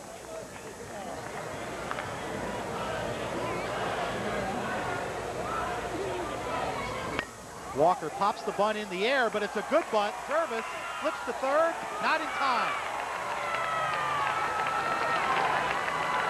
Zervis a little slow coming off the mound, it appeared, Jay. And Crespo beat the throw to third. The bunt was popped up, but nobody could get to it. He would have liked to have gotten this bunt down a little better.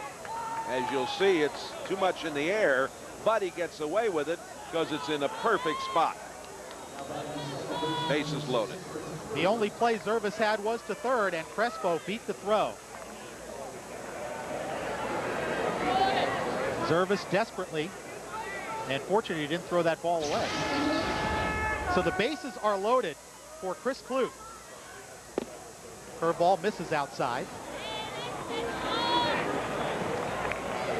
Now will that just be a fielder's choice, or will do they give Walker a base hit? They will give Walker a base hit. Yeah. Because the throw could not beat the runner to third base. So essentially the pitcher had no play. Bases full of Hurricanes. 2-0. With the Canes leading 3-1 here, Frank, this game might be on the line right here. It may well be. Clute, with good situational hitting in the second inning, delivered a sacrifice fly and an RBI, drew a walk in the fourth. So he officially does not have a plate appearance tonight. The 2-0. Swung on and fouled away down the first base line. Count moves to 2-1. Zervis getting himself in a whole pot of hot water here. Bases loaded with Miami Hurricanes. Nobody out here in the sixth inning. Chris Clute with a 9-game hit streak on the line. .405 on-base percentage during that time. 2-1 from Zervis. In there for strike 2. Take a look around the bases. Manny Crespo at third base. Danny Matienzo at second, and Mark Walker over at first. Average speed for Miami on the base paths. 2-2 to Clute. Line drive, base hit up the middle. Crespo will score easily. They're going to hold Matienzo at third base, and the bases remain loaded with nobody out. Second RBI of the night for Clute, and 27 on the season. Once again, Miami with good situational hitting. Tonight now they are 1 for 2 with runners in scoring position plus 2 sacrifice flies. And Clute really handled the bat nicely here, hitting it in the hole out there just to the right of the second baseman. Wonderful job. 4-1 Canes. RBI number 27 on the season for Chris Clute. And with the bases still loaded, Javi Rodriguez with a chance to do more damage. Curveball in the dirt. Good job by Corbeil to keep that ball from going to the backstop. Action in the Golden Panther bullpen. I believe it's Huffman down there. C.J. Huffman, number 28. Yeah, they're going to have a little meeting at the mound now. And that is Mark Calvi, the pitching coach, out talking things over. Well, as you mentioned, Jay, this is one of the situations in the ball game where it can get away from FIU. A look at Huffman, the left-hander. Bases loaded, still nobody out for Miami. And Calvi with a long conversation. And now A.J. Lastaglio, the home plate umpire, will head toward the mound, and they'll break it up. 1-0 the count on the batter, Javi Rodriguez. Miami with a walk, a single, a bunt that turned into a single, and another line drive base hit by Chris Clute. So a run in and the base is full. See Rodriguez's career numbers against Florida International. 1-0 to the Hurricane shortstop. On the outside corner, a fastball for strike 1. Paul Zervis, who came in to start the inning. And he is a strikeout specialist, as you can see by those numbers. Rodriguez chopped it toward third, and it goes foul. I wonder what the base runner, Matty Enzo, was thinking, Jay. That ball's hit on the ground, and he stood third base. Yeah, they got a little tangled up down there at the same time, and Morris is speaking with him about it, I think. Like, what are you waiting for? You have to run on a ball on the ground. Absolutely. Well, just a little brain lock there by Matty Enzo. Fortunately for Miami, the ball was chopped foul. 1-2, the count to Rodriguez. Slapped foul down the first base side. Take a look around the bases. Matty Enzo at third. Mark Walker at second. And Chris Clute, the runner, at first. And the Hurricanes, with Crespo scoring and Clute moving to first base, gain a little speed on the base paths. Hard shot at Miller. To his knees for one. On to first. Double play. The run does score. Matty Enzo crosses. No RBI for Javi Rodriguez on the 6-4-3 double play. But the Hurricanes now lead it by a score of 5-1. This is the 25th double play of the season for the Golden Panthers, and it comes at a very opportune time. And Miller comes up with that hard shot, throwing from his knees, and they turn it big time. Well, Rodriguez hit it hard, unfortunately for him, right at the shortstop, Miller. So now it's Mark Walker on third with 2 out, and Greg Lovelady, the batter for Miami. Check swing. It gets past Zervis. Tough play for the third baseman, Alfonso, but he makes it. He gets Lovelady at first base, and FIU is out of the inning, but the Hurricanes do push across 2 runs on 3 hits and 1 runner left on base. We'll move to the bottom of the 6th inning here in Homestead. It's Miami 5, Florida International 1. The Toyota Blue Sky Spring Event, where you can lease a new Tacoma 4x2 for $179 a month for 48 months with $1578 due at lease signing. At your Toyota dealer, you'll also find great values on a huge selection of brand new Toyotas, including the new Tacoma. And at $179 a month, there's never been a better time to drive one home. Only at your South Florida Toyota dealers. Fox Sportsnet doesn't offer just great sports coverage. It offers a whole lot more. 2 great teams have joined forces. Sports Channel Florida is now Fox Sportsnet. You still get the exclusive home team coverage of the Florida Marlins, Tampa Bay Devil Rays, the Florida Panthers, and the Universities of Miami, South Florida, and North Florida. Plus, you'll get national programming from Fox Sportsnet. This is the team Florida sports fans deserve. The Florida Marlins 2000 regular season officially gets underway next week. Join us for the first Fox Sportsnet regular season telecast that comes your way on Tuesday as the Fish host the San Francisco Giants. Live coverage begins at 6:30 p.m. only on Fox Sportsnet. And Ryan Dempster will be the number 2 starter for the Marlins, and he's had a pretty good spring, and he will get his shot to go up against San Francisco on Tuesday. Ryan, a good-looking young pitcher in the Marlins rotation. Learning how to pitch, got good stuff, and still working on command and learning how to pitch, but he's got good raw materials, good raw abilities to work with. Speaking of some raw abilities, Tom Farmer has done extremely well tonight for Miami, limiting FIU to a run and 3 hits through 5 innings with 7 strikeouts. Frank Fort and Jay Randolph with you on Fox Sportsnet as we move to the FIU 6th inning. And Eric Miller, the shortstop, will lead it off. Greg Howell still up in the Miami bullpen. Well, Jay, FIU a little bit fortunate last inning. They get out of it with only 2 runs. It was bases loaded, nobody out, and a run in. And the double play and then a very good play by the third baseman, Alfonso, got FIU out of the inning with the damage much less than it could have been. Miller tonight 0 for 2, has struck out twice, but did reach base on the second of those strikeouts as the third strike got away from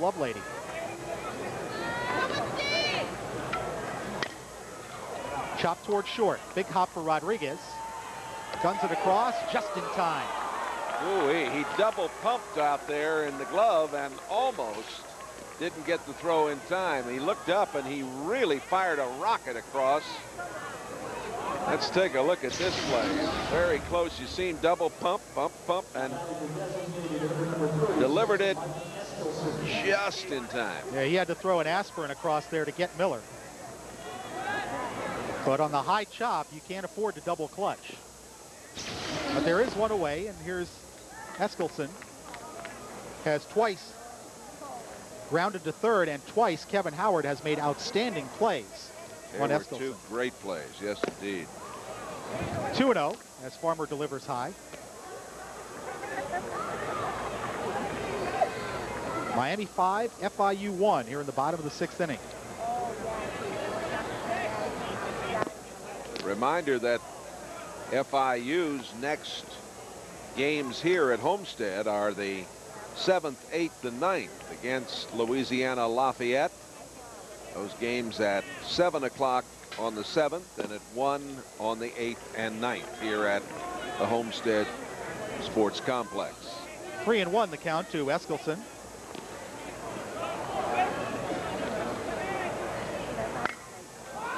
Skied in the air toward left.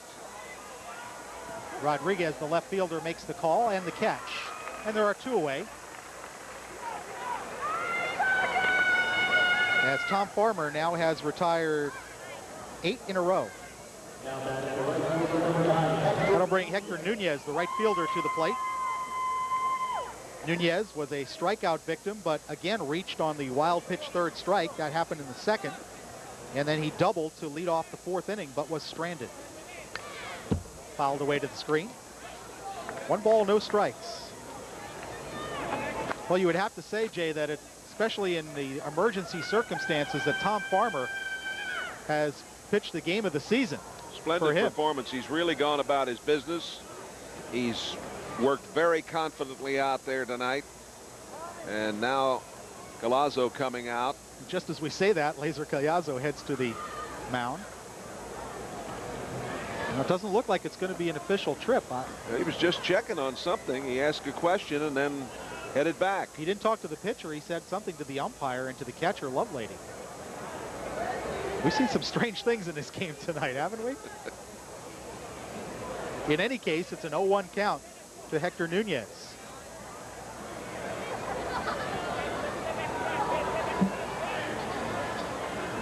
There's that breaking ball, but it stays outside.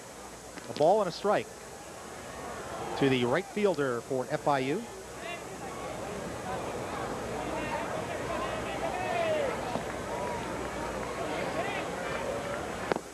Breaking ball down low. 2 balls and a strike. Nunez, a .263 hitter. 20 hits in 76 at-bats with a homer and 12 RBIs coming in. That ball fouled away. And the count even up 2 balls and 2 strikes. Maybe Jim Holly can get a shot. If this young man would hit this ball to right center field, he could run for a week. Look how they play this guy. I mean, it's amazing. The center fielder Jimerson is way over at left center. Well, obviously they expect him to hit the ball the other way. Curveball stays high. 3 balls, 2 strikes. Farmer, I believe, has walked only 1 batter tonight. And he has reached 80 in his pitch count. But you see the control by the ball to strike ratio. The 3-2 to Nunez. Stays outside. That's ball 4, and walk number 2 surrendered by Tom Farmer. The Golden Panthers with a 2-out base runner. And number 37, Brad Eldred, steps to the plate. The Hurricane coaching staff, Jim Morris, along with pitching coach Laser Callazo in the middle, and Gino Damari, the other assistant coach.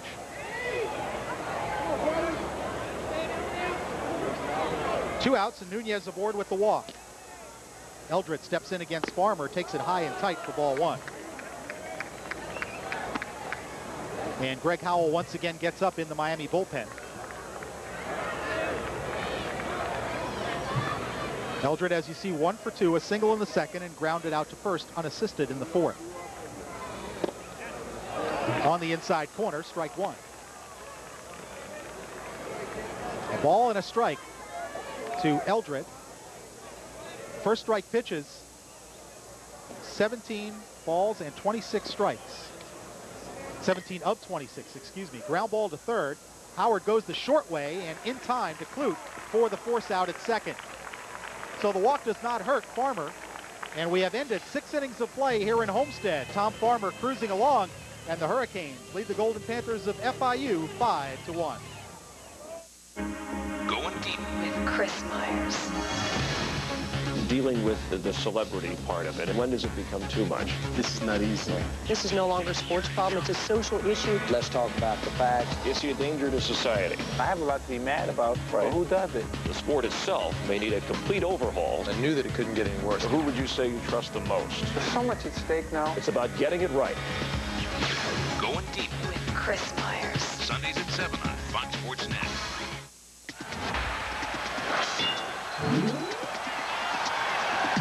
Panthers tonight kicks off with a full preview of the game hosted by Randy Moeller. And once the puck drops, Hall of Famer Denny Potvin and veteran voice of the Panthers, Jeff Rimmer, take over to call all of the action. Tune in as the Russian rocket Pavel Bure lights up the ice with his exciting style of play. The Panthers take on the Stars Wednesday night at 6:30.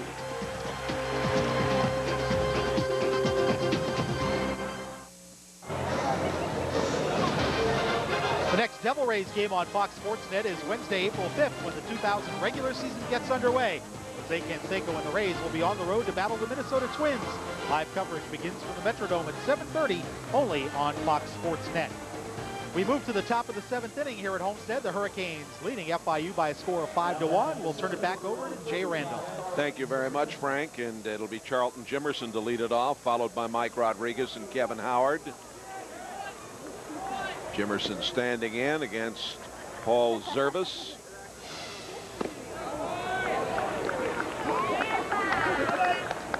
Jimerson tonight struck out in the second. He walked in the fifth. And then was picked off. Jimerson showing bunt on that first pitch. And he's a guy who probably should bunt a little more for base hits. Has outstanding speed. That missed just outside. 2 balls and no strikes. And he's not a great contact hitter, as you can tell from the batting average. Ooh. Well, he'll get a free pass down there to first after taking a shot. Chewy hit by the pitch, and again, it's now 6 of 7 innings that Miami has the leadoff runner aboard. Another look at the pitch. Just a fastball that rises up and in, and Jimerson has nowhere to go. Caught him on the left elbow or left bicep, and he will trot down to first base. Third time this season that Jimerson has been hit by a pitch. As we mentioned, he's 10 for 10 in the stolen base department, but was picked off by Kocur back in the 5th inning. So with the leadoff runner aboard and very good speed on the bases, Jim Morris flashing the signs as the leadoff hitter Rodriguez steps in. And Rodriguez tonight grounded out in the first.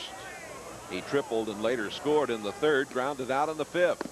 And he squared around the bunt, took one high. The third baseman Alfonso charging on the play. Morris flashing those signs.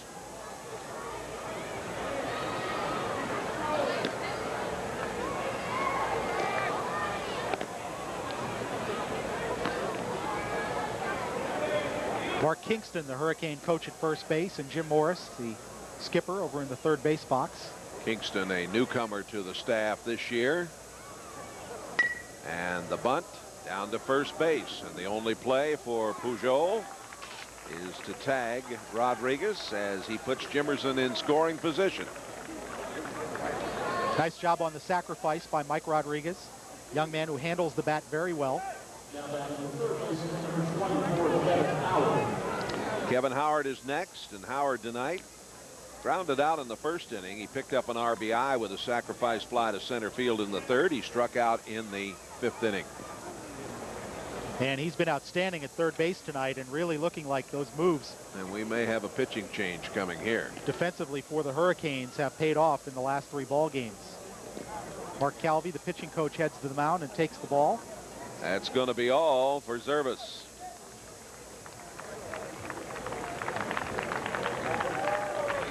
They're going to bring in Huffman. C.J. Huffman, the left-hander, a senior out of North Miami, transferred from Lafayette College. So there's a pitching change for the Golden Panthers of FIU. Huffman will take his warm-ups with his team trailing 5-1 in the 7th. We'll be right back. Movies, movies, movies, movies, movies, movies. See, that's what I love about pay-per-view on AT&T digital cable. More movies starting more often, and all I need is my remote to order. For example, look what's on this month. Julia Roberts in A Romance to Remember, Runaway Bride. And that's romantic. Eddie Murphy in the hilarious comedy Bowfinger. Don't miss the heroic antics of Mystery Men. And much, much more. Movies. Upgrade to in-demand pay-per-view. Upgrade to AT&T digital cable. When I was a little girl, a teacher gave me an important gift. She opened my eyes to the love of learning. To inspire learning today, many teachers turn to cable in the classroom. For 10 years, cable has helped teachers teach by donating technology to schools. With commercial-free educational programs and internet support, cable in the classroom helps teachers help kids. In my eyes, that's a powerful gift. Cable in the Classroom is a public service of AT&T Cable Services. C.J. Huffman is the new FIU pitcher, his 10th appearance of the season.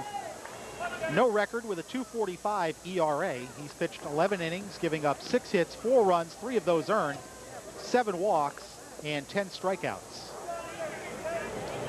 Last season for FIU, again 0-0-1 loss record with a 4.50 ERA in 5 games, pitched only 4 innings in 1999. Big, tall left-hander, 6'5", 220. And the first pitch into Howard is wide.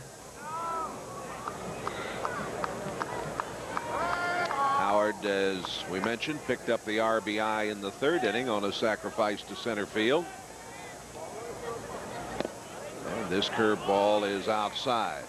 You see Huffman drop down a little bit on the arm angle as Danny Price decided to go with the lefty-lefty matchup against Howard, who has a .491 on-base percentage.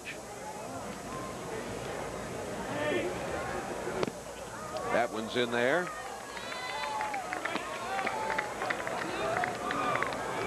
Kevin Howard's had a hit in 22 of his last 23 games. Looking for his first base hit tonight, although, as you mentioned, Jay, he does have a sac fly. Ooh, that just missed outside. 3-1. This is a tough call for an umpire when the ball breaks this much. You see him drop down toward the side. That ball's breaking 3 or 4 feet across the plate. And A.J. Lastaglio decided it missed the outside corner. Into left field. Eldred watches it bounce in front of him. And we'll have runners at the corners. Jimerson holding on at 3rd.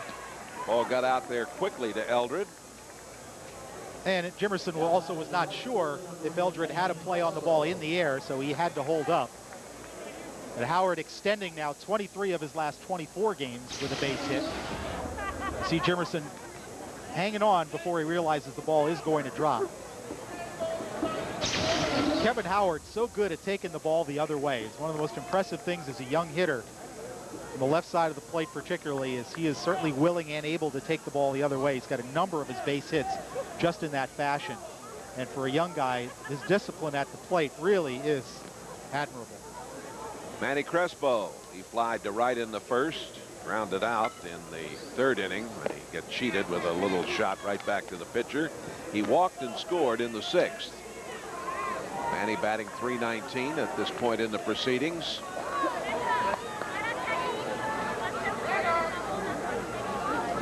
Two on and 1 out. That one's a little low. 2 balls and no strikes. The Canes took the lead in this one with 2 in the 2nd. Got a Singleton in the 3rd and 2 more in the 6th. The only run for FIU coming in the bottom of the 3rd inning. 5-1. Canes leading. 2 balls and a strike.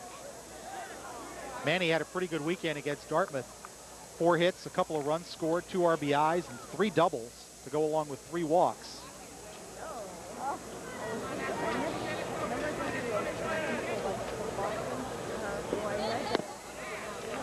Crespo holds up on that pitch and watches it drop low. 3-1. Again, Jay, this is one of those situational times at the plate with a runner on third and less than 2 out. There's the walk to load him up. Second time Crespo has drawn a base on balls tonight. And Huffman digging a little bit of a hole here in relief of Zervis. Bases loaded with only 1 out, and the cleanup hitter Matty Enzo coming to the plate looking to add to his RBI total. Zervis went 1 1/3. He gave up 3 hits, struck out none, walked 1. And of course, Charlton Jimerson belongs to him out there at third base. Matty Enzo batting .347. Going to talk things over with Coach Jim Morris. Sacks jammed with 1 out. Matty Enzo with a .495 slugging percentage as Gilbert Landestoy starts heating up in the Golden Panther bullpen. I asked Danny Price before the game if he needed long or middle relief, who would it be? And he just looked at me and said, staff. He says, we'll go with anybody who's healthy enough and fresh enough to pitch. I asked him about Kocur, and I said, what is his best pitch? He said, a strike. And Mark Calvi again making his way to the mound. We may have our second pitching change of the inning. The attendance here tonight, 3,861 at the Homestead Challenge presented by Oldsmobile. And these 2 rivals getting together again. The Canes at the moment having the best of it, leading 5-1, and that's going to be all for C.J. Huffman. We didn't see much of him. A pitching change taking place, and we'll return with more of the action right after these messages. Fitness isn't just about looking good. It's also about staying strong and staying active. That's exactly why you need a Bowflex. You can work out anytime you want. You can reshape your body by building muscle and burning calories. It doesn't matter if you're a man or a woman. It doesn't matter how old you are.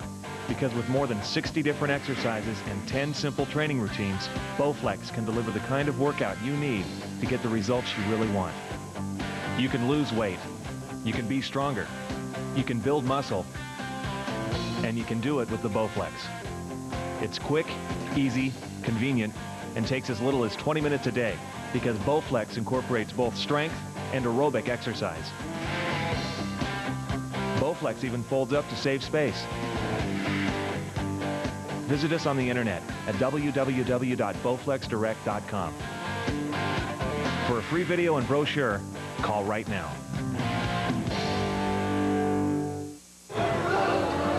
Canes leading 5-1, about hit FIU 6-3, 2 errors for FIU, and here is Gilbert Landestoy. That's a rather famous baseball name.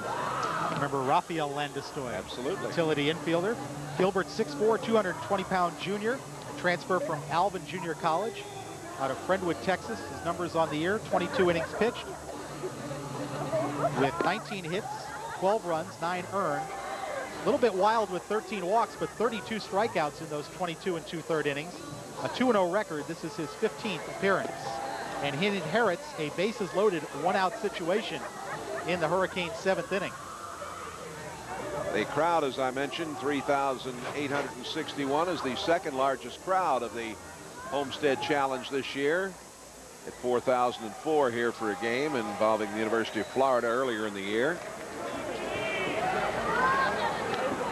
Danny Matienzo standing in. He has walked and scored, struck out, singled and scored. Bases loaded. Strike on the outside corner to Matienzo. Well, the Hurricanes again with a chance to really bust this game wide open.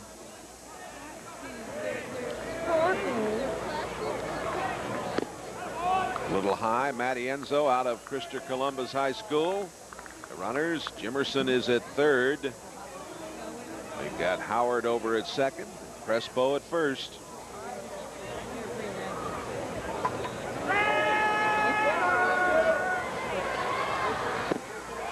He was late on that one. And you see again Landestoy, another one of those guys who drops down low, herky-jerky motion, comes from the side, breaks off a nice curveball here on the outside part of the plate.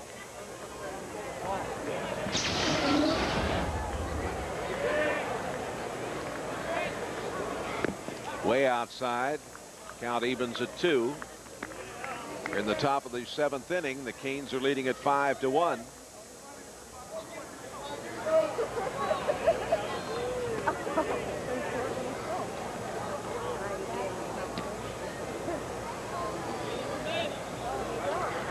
Landestoy working very carefully. Full count. And you see he changed the arm angle. He went back to about 3/4 there, trying to get Matty Enzo leaning out across the plate, thinking it was going to be that sidearm breaking ball again. And more action in the Golden Panther bullpen as Ronald Milner is up and throwing. Bullpen catcher's getting a workout. Certainly is. Payoff pitch. Got him. That's a big strikeout for Landestoy. One of the few times tonight the Hurricanes have failed with runners in scoring position. Not really that great of a breaking ball. Didn't appear to be that much movement on it. But Matty Enzo just swung right through it. And the big strikeout for the relief pitcher Landestoy. Looked like a pretty decent pitch to hit. It was up about belt high with not a ton of movement, but Danny couldn't make contact. It'll be up to the DH, Mark Walker, who had a sacrifice and an RBI in the second. A sacrifice shot, and then in the fourth he reached on an error and he bunted his way on for a hit in the sixth. Saturday against Dartmouth, his first start in quite a while, went 3 for 3 with a double and 3 RBIs, and then Sunday against the Big Green hit a 2-run homer to provide the eventual winning runs.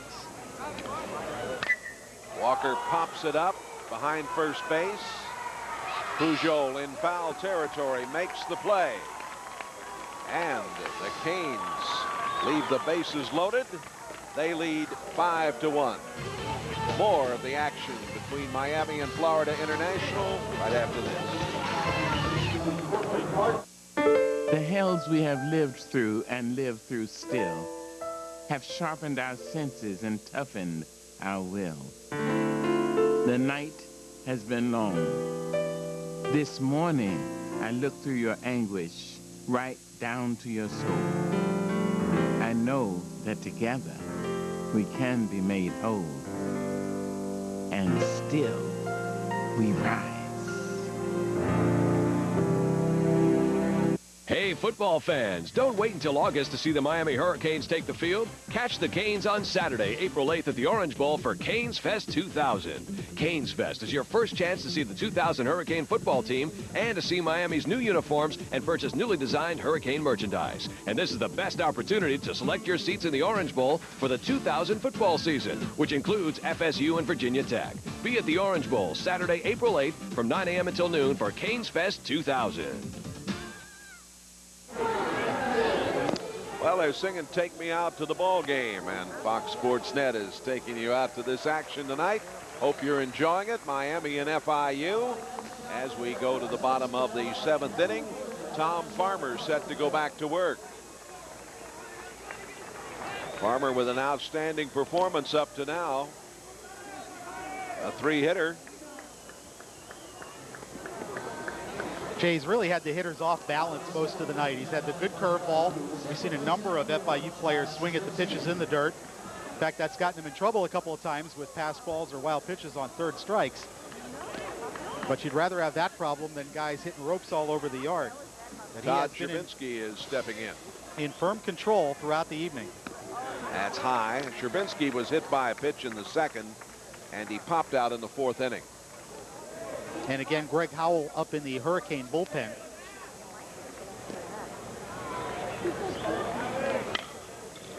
And the play at third, Howard, nicely done.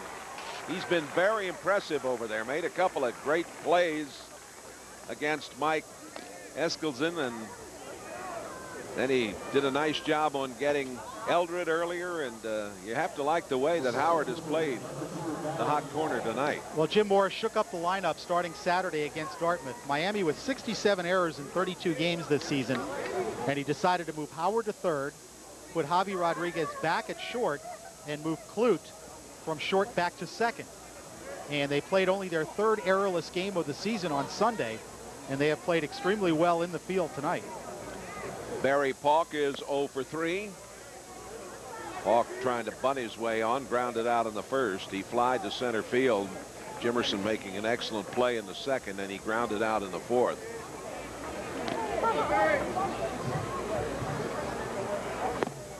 That's right over the heart of the plate. Well, we've got Ryan Channel and Greg Howell down in the bullpen. With the injury that you mentioned before to Vince Vasquez, Howell now is firmly in there as the setup guy to Luke DeVold. It's fouled away. Farmer to this point in the proceedings has gone 6 1/3, and it is the longest outing, a career high for him tonight, and what a splendid job. No, he has been terrific, and again, if you're just joining us, Troy Roberson, the scheduled starter, felt a twinge in the elbow during warm-ups. Jim Morris went to Farmer and said, "You've got the baseball, son," and he has responded brilliantly. The 1-ball 2-strike pitch just missed outside, even up at 2. I want to congratulate the Miami Hurricane basketball team for their great run in the NCAA tournament. Leonard Hamilton and his basketball Canes giving us a lot of excitement. Here is a little flare out into left, and it's going to drop in front of Rodriguez. So a bloop single for Pauk. Talking about there will be, Jay, by the way, a ceremony or a event tomorrow evening yes, at the Heck Sports Complex, right, honoring the Hurricane basketball team. Players and coaches will be there starting at 7 o'clock, and they'll have an autograph session afterwards. So a chance to say goodbye to the 3 seniors that have carried that team for the past couple of years: Mario Bland, Johnny Hemsley, and Vernon Jennings. And I'm reminded today is Rick Barry's birthday. Well, happy birthday, Rick. Talking about Hurricane basketball of the past. Right. Well, two-out base runner here. Two-out base runner for FIU, and they really just have not had a lot of chances tonight to get their running game going. They do have 1 stolen base, and Pauk's going. And he is in there. Pauk, showing his speed, is now 30 out of 35 in the stolen base department. Good pitch to run on. Fastball high and tight, tailing inside, and a tough pitch for Lovelady to handle and get down there. Made a reasonably good throw, but Pauk had it beat. So much of throwing out base runners is how close the pitcher holds the runner and the delivery time from the mound to home plate to give your catcher a chance to throw a guy out. Pauk in scoring position with 1 out. Alfonso looks at a strike. Alfonso struck out in the first. He singled and scored in the third, and he struck out in the 5th.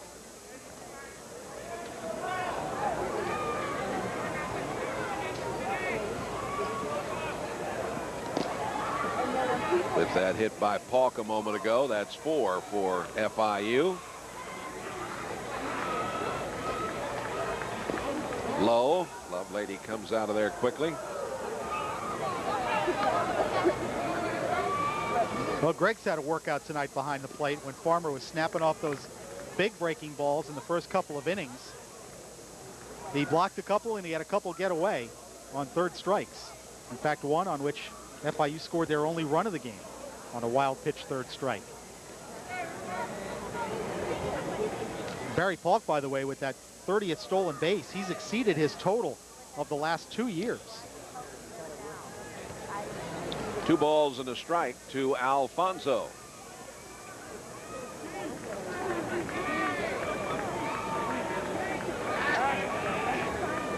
Farmer faking the throw, just checking out what Barry Pauk might be thinking.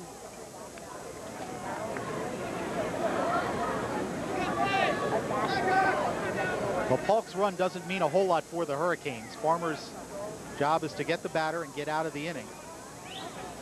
Trying to pick the guy off when we've seen that play not work a bunch of times this year. There's a good pitch on the outside corner. 2-2. In fact, in the games that you and I have done together, Jay, we've seen that pickoff at second base thrown into center field as many times as the guy covering the bag catches the ball. I guess they practice it a lot and want to try it, but I don't agree with the use of it so often.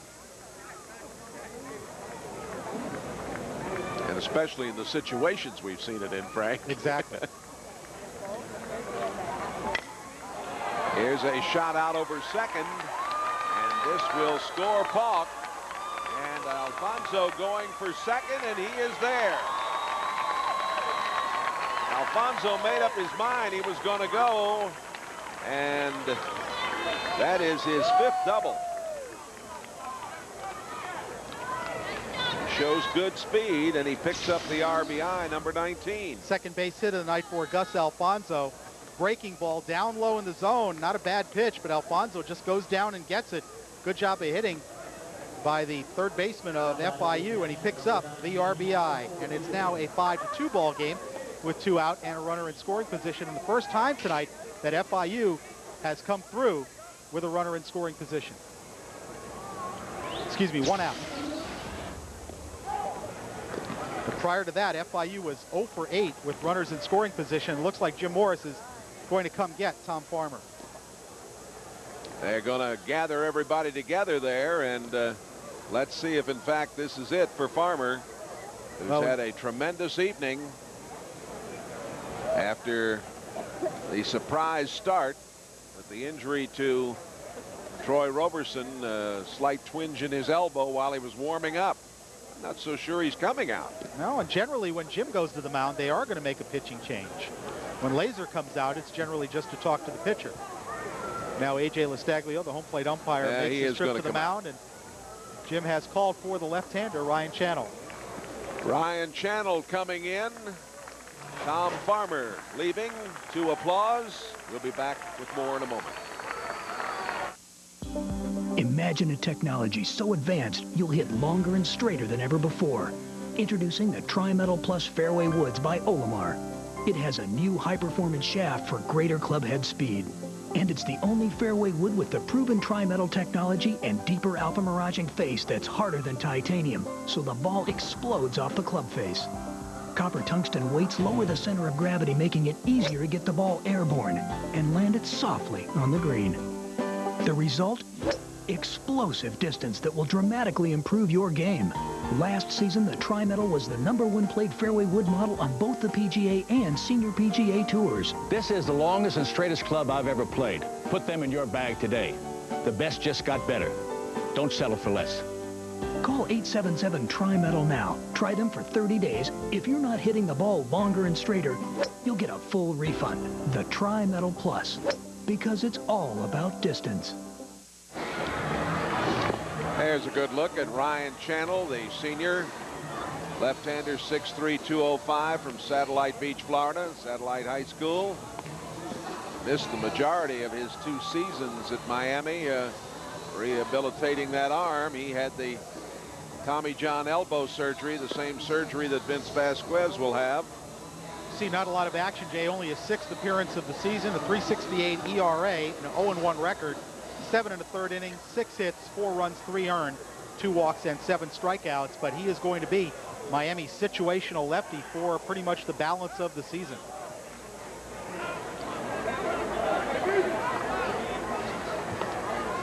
Alfred Corbeil stands in. He's walked, grounded out, and struck out. The Farmer leaves after 6 1/3 innings, allowing 5 hits, 2 runs. And he is responsible for Gus Alfonso out at second base.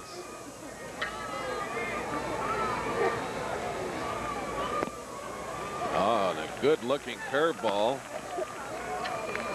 Well, that started off at Corbeil's head. I'll tell you, that was the old hook right there. Broke it down across the plate.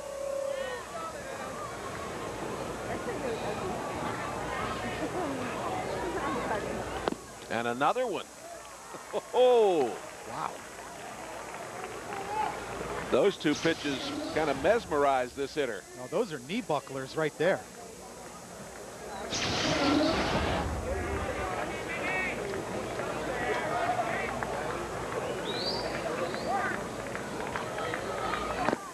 Fastball is low. Had him set up for the fastball after the two big curves, and he missed in a good spot, low and away.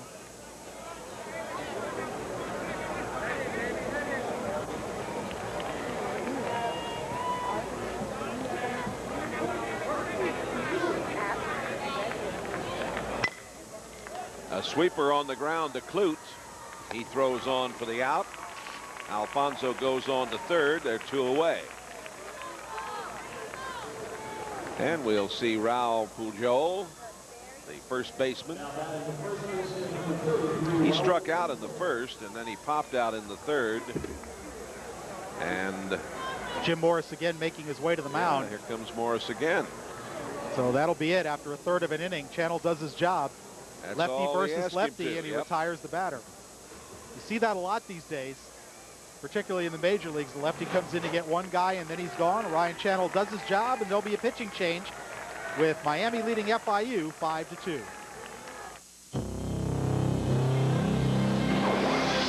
You're huge everywhere. Tim, it's him. Everybody just kind of looks at me and thinks, I've got a screw loose or something. Get away from me, get away from me. You are a sick human being. Pete, do you still gamble? Sure. But not on sports. You're a marquee player, but you have never won Shaq. I'm pretty sure there's a lot of people that dislike you. What?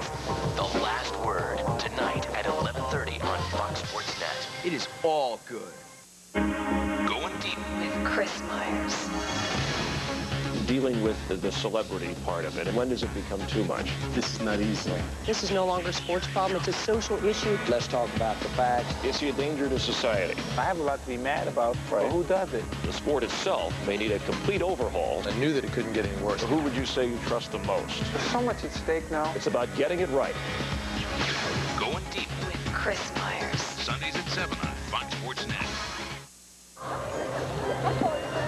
Luke DeBold is the new hurler, and he is no longer the heir apparent to the closer position, with the possibility that Vasquez will be back. Vasquez will not be back, and here's the closer, and he has pitched 3 innings on occasion, but not very often. You're asking him to go quite a ways here tonight. Yeah, you don't often see Luke come in the 7th inning, albeit there's 2 outs here in the 7th.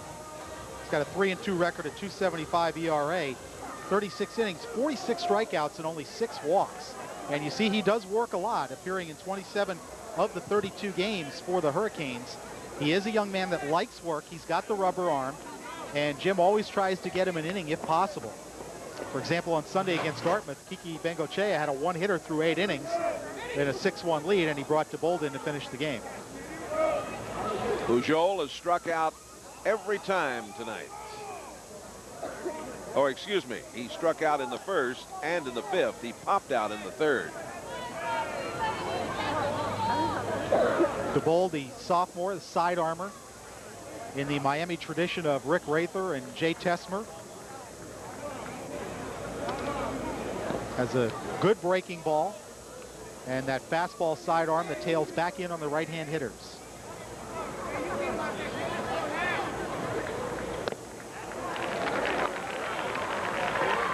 Oh, 2 the count. DeBold is from Dyer, Indiana.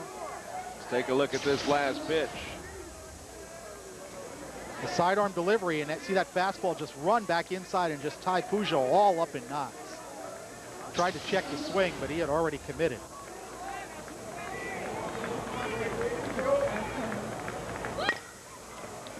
DeBold comes up with a little shot out front, throws on to Matienzo. That'll do it. The Canes are leading 5-2. More NCAA baseball coming your way after these messages. Have you got the fever? We do. Hooters Hoop Fever, hotter than ever before. Come into Hooters now and get killer 25-cent wings.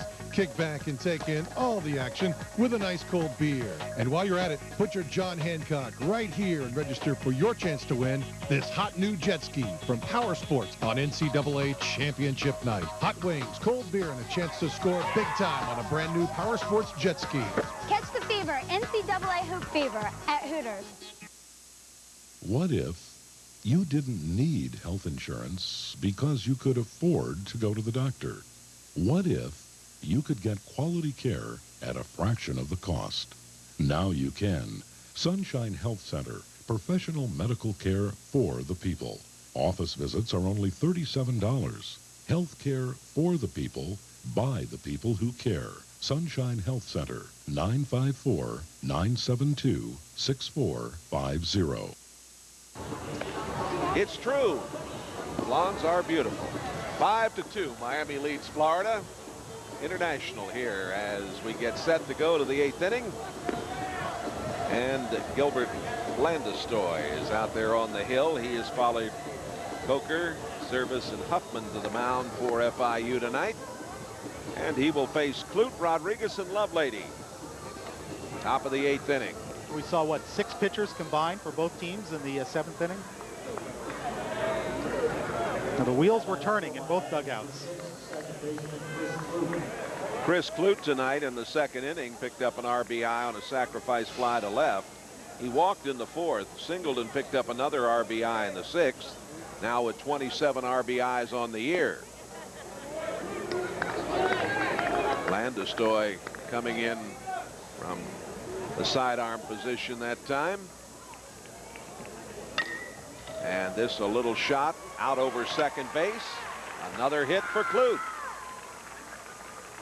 Chris Clute just continues to do the job for the Hurricanes. And they move him around defensively. Started the year at second base. Has played a few games at shortstop. Now back at second base in the last 3 games. But it hasn't affected his hitting. He's kept his concentration at the plate. Sometimes when kids are getting moved around defensively, they let it affect their hitting, or vice versa. If they're not hitting well, they take it out into the field with them, and it affects their defense. But Chris just seems to keep going on an even keel. Javi Rodriguez has grounded out, popped out, and hit into a double play tonight. So he is 0 for 3 as we get the throw over to first base. We'll see if Jim Morris puts the bunt on here again.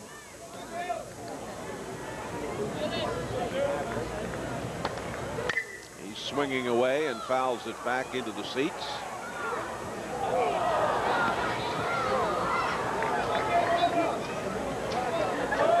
Clute with a little better than average speed at first base. Stolen base department 9 out of 14 this year.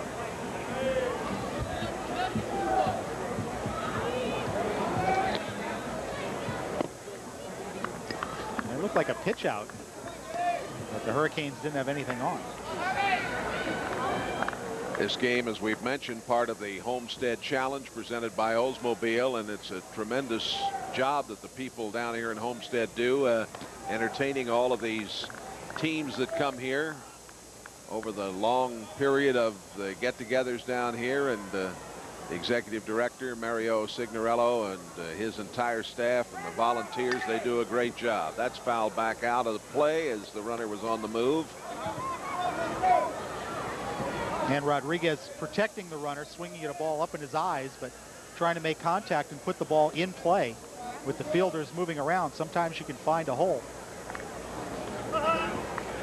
They had their challenge draw earlier this year for Division I teams with Bucknell in Indiana and Dartmouth and Drexel, Rhode Island, Seton Hall among those teams. Here's a shot into the hole in left. So singles by Clute and Rodriguez. And the Canes trying to get some more. Well, Jay, a big key in this game for Miami. They've had the leadoff runner on in 7 of the 8 innings.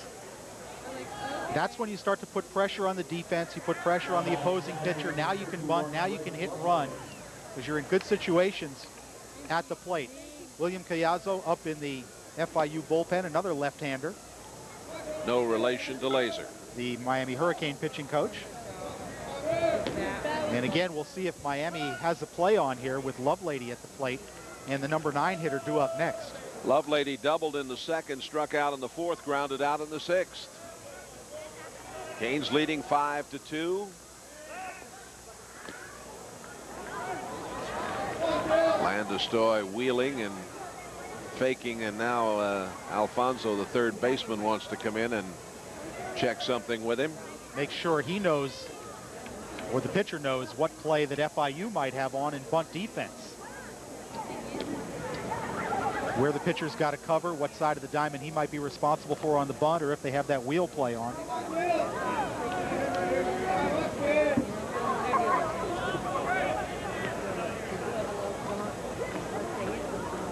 Lovelady's bunt, and it's a beauty. Throw to first in time. Very nice execution. Very nice execution by Lovelady. Made the third baseman feel the ball, and he had only one play.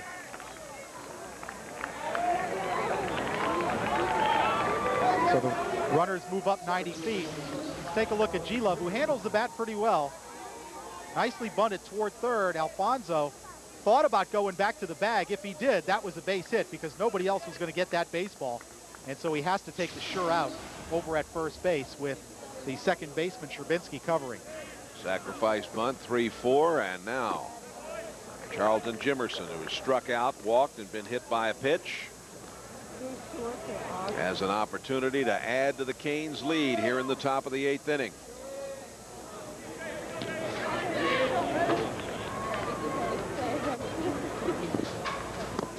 A little late on that swing. This is the second consecutive game for the Hurricanes with 5 total sacrifices, and the school record is 6. A couple of sacrifice flies tonight, and then the addition of the sacrifice bunts. 6 total sacrifices came back on May 14th, 1988 against Maine. Yes, indeed. Maine more famous for their fight song than anything else, but and their hockey team. Yeah, great hockey up there. 1 ball and 2 strikes. That's wide. Well, Chewy's chased a couple of balls out of the strike zone in this at bat. Clute is on third, and Javi Rodriguez on second. Again, runners in scoring position, less than 2 outs.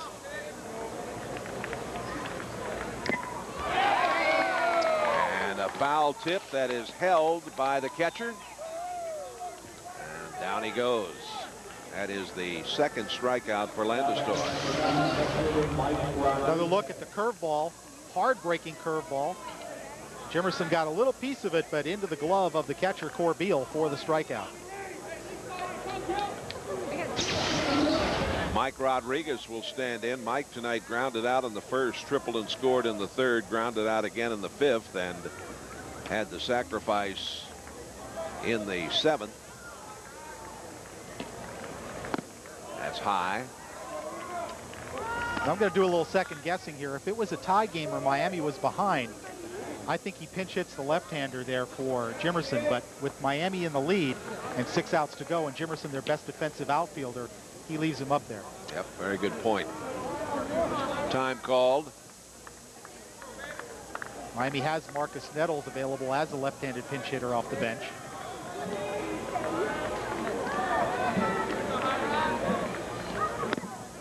A little high. 2 balls and no strikes. And Corbeil wants to talk things over with his hurler for a moment. Encouraging tonight that the Canes, who are averaging more than 2 errors per game, have not had a miscue this evening.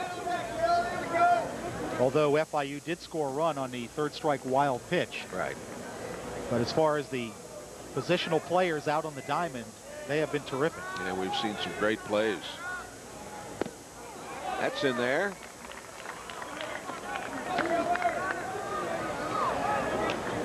Well, Mike can afford to be patient here. There's a base open. A 2-1 count. And Miami's best hitter, Kevin Howard, waiting on deck. 3-1. There is Howard. Came into tonight's game batting .421.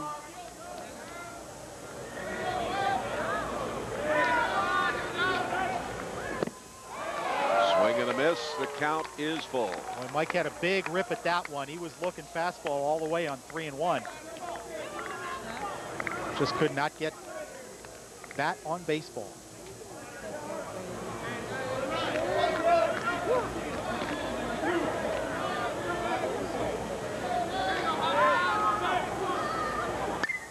Foul back to the screen.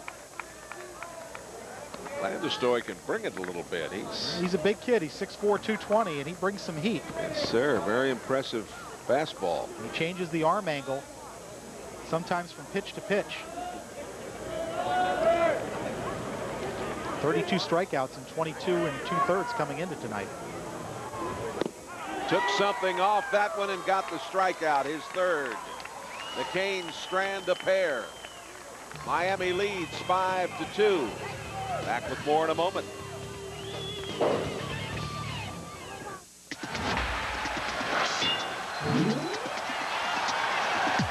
Panthers tonight kicks off with a full preview of the game hosted by Randy Moeller.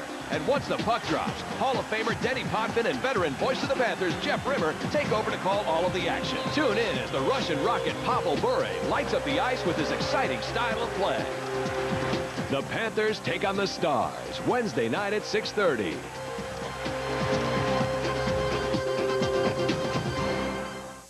Fox Sportsnet doesn't offer just great sports coverage. It offers a whole lot more. Two great teams have joined forces. Sports Channel Florida is now Fox Sportsnet. You still get the exclusive home team coverage of the Florida Marlins, Tampa Bay Devil Rays, the Florida Panthers, and the Universities of Miami, South Florida, and North Florida. Plus, you'll get national programming from Fox Sportsnet. This is the team Florida sports fans deserve. 5 runs on 8 hits, no errors for Miami. Florida International 2-5-2 as we head into the bottom of the 8th inning, and Luke DeBold goes back to work. Super night for baseball here, and a nice crowd on hand. A Homestead Challenge presented by Oldsmobile coming your way on Fox Sports Net.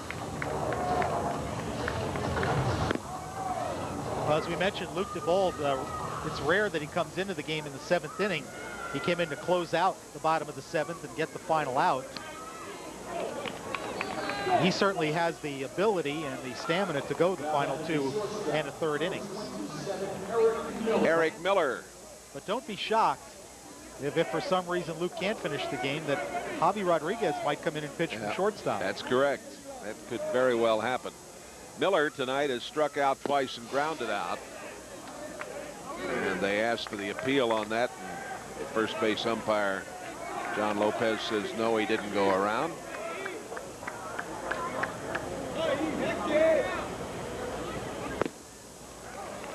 One ball and 1 strike. Roberson was supposed to be the starter. Had a twinge in his elbow, warming up. Tom Farmer got the call. Went 6 1/3, did an outstanding job. We saw Ryan Channel in the 7th pitch to Corbeil and get him to ground out. And then DeBold came in to get Pujol and end the 7th inning, and he is out there now. Here's one that gets by Howard. Howard came very close to coming up with that, but it's a leadoff single for Miller. Well, he's been like a Hoover vacuum cleaner out there at 3rd most of tonight. This one just a little too far in the hole. An outstanding effort by Howard as Miller hit it hard on the ground and it found a hole.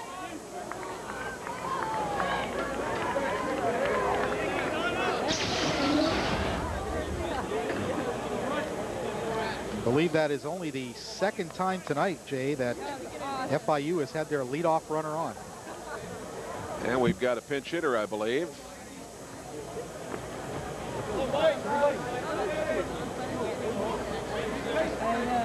This is Mike Quintana. Pinch hitting for the DH. Eskelson.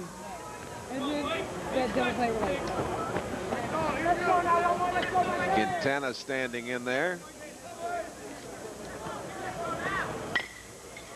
Foul outside of 3rd. Quintana hitting .316 this year. 12 hits and 38 at-bats. He's appeared in 20 games with 8 starts. Has 1 home run and 5 RBIs.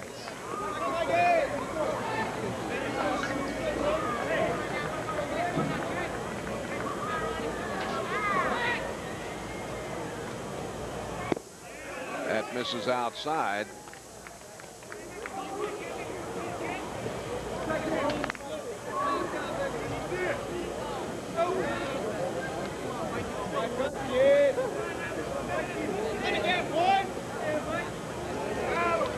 1-1 strike the count. That's wide. Quintana is a junior, 6 feet tall, 185 pounds, from Braddock High School in Miami. In 32 games last season.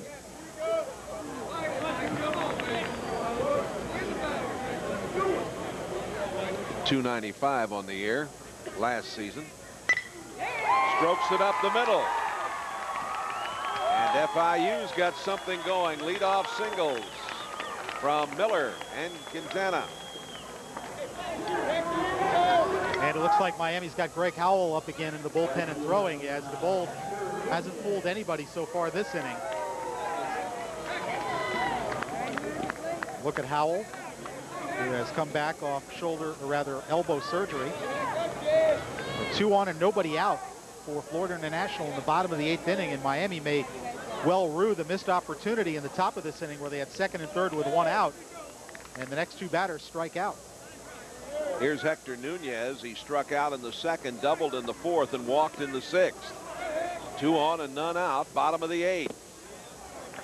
Canes lead 5-2.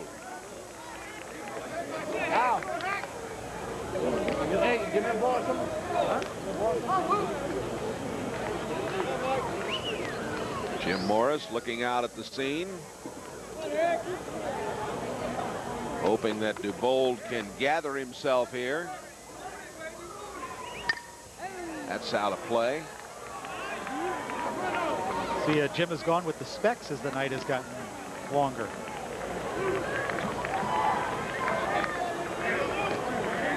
Checking the FIU roster to see who Danny Price has available to pinch hit.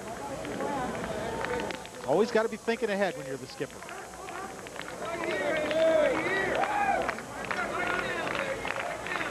Dubold would like the strikeout here with 2 on, nobody out, the count of 0-2. Almost got it. He just did get a piece of that one. We had Nunez out in front. Nunez did everything he could just to nudge that ball foul and stay alive. Luke took something off the sidearm delivery. Miller at 2nd, Quintana at 1st. Another 0-2 pitch coming. Now time called by the batter, Nunez.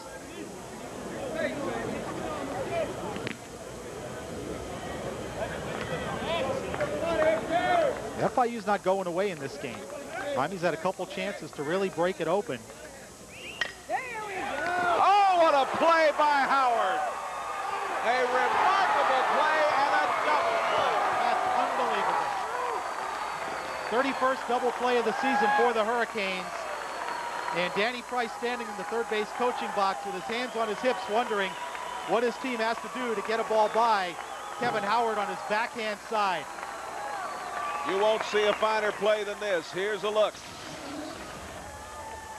Not only does he make the play, Jay, but he has the presence of mind once he makes it, and just an unbelievable catch.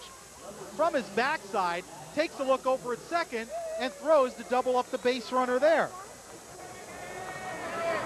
Well, that's as good as it gets, period.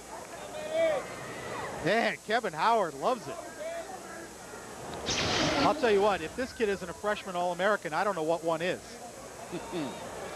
That's as good a play as you'll see, Frank. I'm telling you.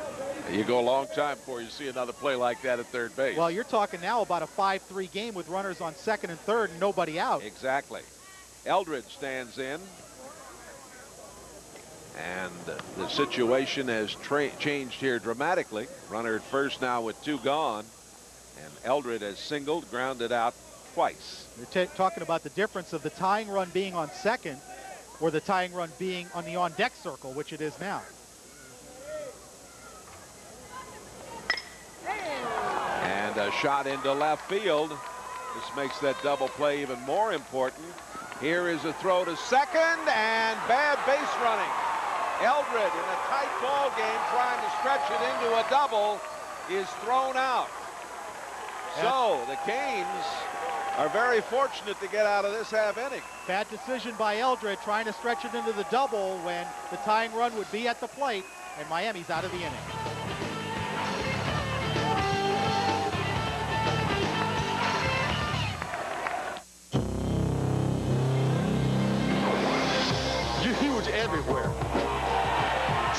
Tim. Everybody just kind of looks at me and thinks I've got a screw loose or something. Get away from me. Get away from me. You are a sick human being. Pete, do you still gamble? Sure, but not on sports. You're a marquee player, but you have never won Jack. I'm pretty sure there's a lot of people that dislike you. What? The last word tonight at 11:30 on Fox Sports Net. It is all good. Going deep With Chris Myers. Dealing with the celebrity part of it, and when does it become too much? This is not easy. This is no longer a sports problem. It's a social issue. Let's talk about the facts. Is he a danger to society? I have a lot to be mad about. Well, who does it? The sport itself may need a complete overhaul. I knew that it couldn't get any worse. Who would you say you trust the most? There's so much at stake now. It's about getting it right. Going deep With Chris Myers. Sundays at 7 on Fox Sports Net.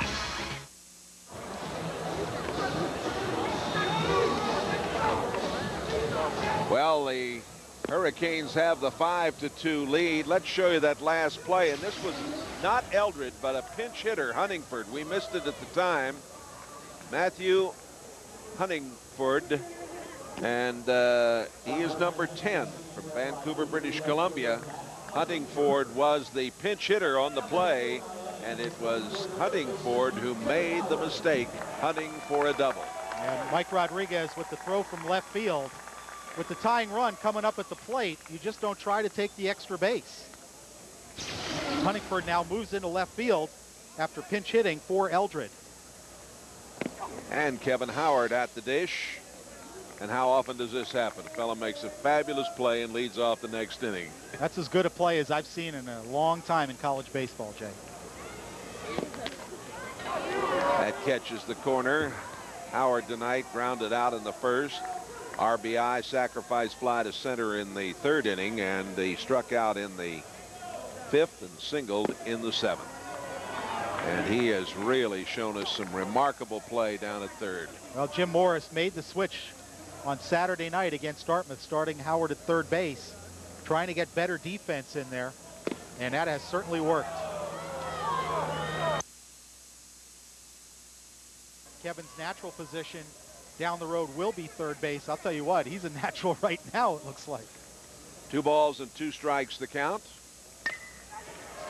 Little blooper out over shortstop, going to fall in there, and it gets away from Huntingford, who is now in left field. As we mentioned, the throw comes in. Howard at first base to lead off this 9th inning. Well, it's worth saying, Jay, 8 innings out of 9 now for the Hurricanes with the leadoff batter on base. They have not cashed in on a couple of opportunities, and that's why this game is still up for grabs. And if it wasn't for Kevin Howard's grab in the last inning, we might be in a tie ball game right now. Now, the plate umpire,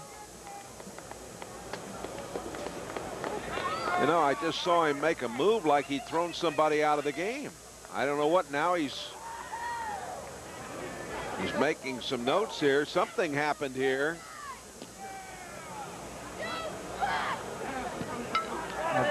A.J. Lastaglio, the home plate umpire, and now Danny Price and Roland Casanova. I think he's thrown the catcher out. out. Yeah, I think he's thrown the catcher out of the game. Well, the first base umpire is holding Roland Casanova back. Well, maybe it's Casanova that was thrown out, saying something from the bench. I saw him spin and make the move like you're out of there. Oh. Well, we can only go by what we see at this point. It must be that Casanova has been ejected because the catcher's making no move. Yeah, he made that spin move right at the catcher, and I thought it could have possibly been something that was said, but apparently assistant coach Casanova has been cast into outer darkness here. The only thing I can think of was the 1-2 pitch, the curveball that was a little bit high and away that A.J. called a ball that FIU probably thought was a strike. Crespo tonight has flied to right, grounded out, and walked twice. When he walked in the 6th, he scored. And he takes high. Well, as you said earlier, we've seen a little bit of everything in this game tonight. There has been some strange goings on tonight. Is there a full moon out? I can't see. I don't think so, but he went around. 1 ball and 1 strike to Crespo. Canes leading 5-2. Top of the 9th inning. Homestead challenge. This the marquee game of the challenge for this period of time down here. Nice crowd of nearly 4,000 turning out. Ooh, a beauty. 1 ball and 2 strikes. Seems to me that Manny's getting fooled this year more than he has in the past. Well, he got off to a slow start, then he got very, very hot, of course. Right now, he seems to be tied up a little bit at the plate. Down he goes. And there's a good example of it. Well, Jim Morris said this week that his ball club is not doing anything particularly well. They're pitching pretty well, but they're not hitting the ball especially well. Coming in tonight, they weren't playing very good defense. And he says, we're just kind of motoring along. We're not really making a statement. We don't really have an identity as a team yet. Matienzo has walked and scored, struck out, singled and scored, and struck out. And the second pickoff tonight of a Miami base runner. And we're going to have an argument here. And Mark Kingston is arguing probably balk. That's the only thing I can think of, because Howard clearly was caught off the bag.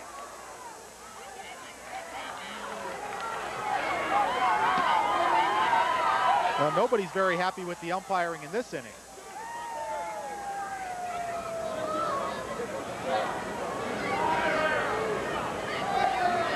Let's take a second look at this. Doesn't look like there's anything wrong to me there, Jay. Does it to you? No.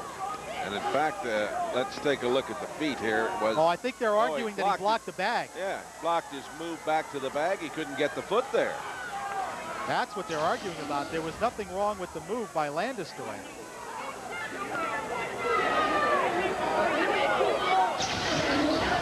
Now watch the right foot of Pujol, the first baseman.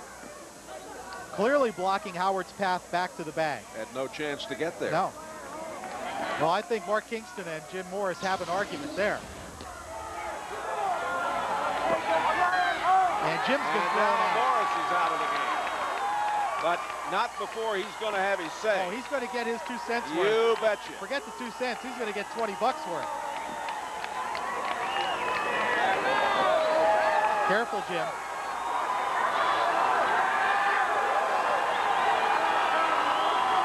This to me gets comical, Jay. It really does. Well, and with this the is umpire about trying to block off. as heated as I've seen Morris, and of course the umpire blocking him off there. I mean, that's comical. What are you going to do? Tackle him if he goes around you? Well, John Lopez has heard an earful this inning from both sides. Well, so a couple of ejections here. The last time that Morris was tossed out of a game was on the 11th against Rutgers. It's the 3rd time this season he's been tossed. And that is a career high, I'm told. I didn't know we kept stats on that. We do. Jim's okay. He's pretty much an even-tempered guy 99% of the time, but when he blows up, he's like Mount Vesuvius. He goes. So he hands the lineup over to Gino Damari, and will make his way back into the locker room.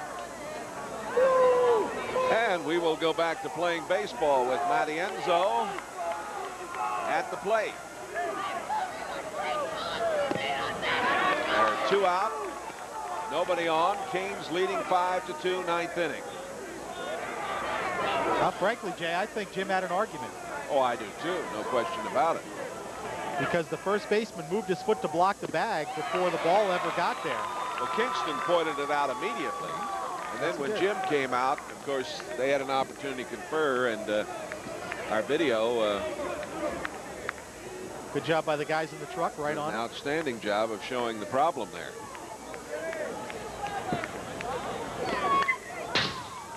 That's back to the screen. Canes took the lead 2-0 in the 2nd inning and have never been headed. Well, we continue to see wild and crazy things tonight. It's fouled away. Sherbinski, Pauk, and Alfonso due up in the bottom of the 9th inning for the FIU Golden Panthers. Look at it. Other Hurricane starting pitchers, Brian Walker and Kiki Bengochea. Bengochea was absolutely fantastic on Sunday against Dartmouth. What a performance. 8 innings of one-hit baseball. What a performance. 1 ball and 2 strikes.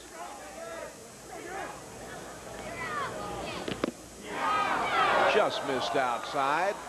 It's 2-2. Well, now they've got everybody in an uproar. The fans are in an uproar. Everybody's going at it. Let's take another look at Landeskog, who comes over the top on this one.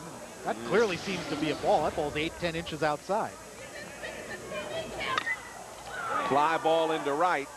Nunez coming on. He's there and makes the play. So we will go to the bottom of the 9th inning. Miami leading FIU 5-2.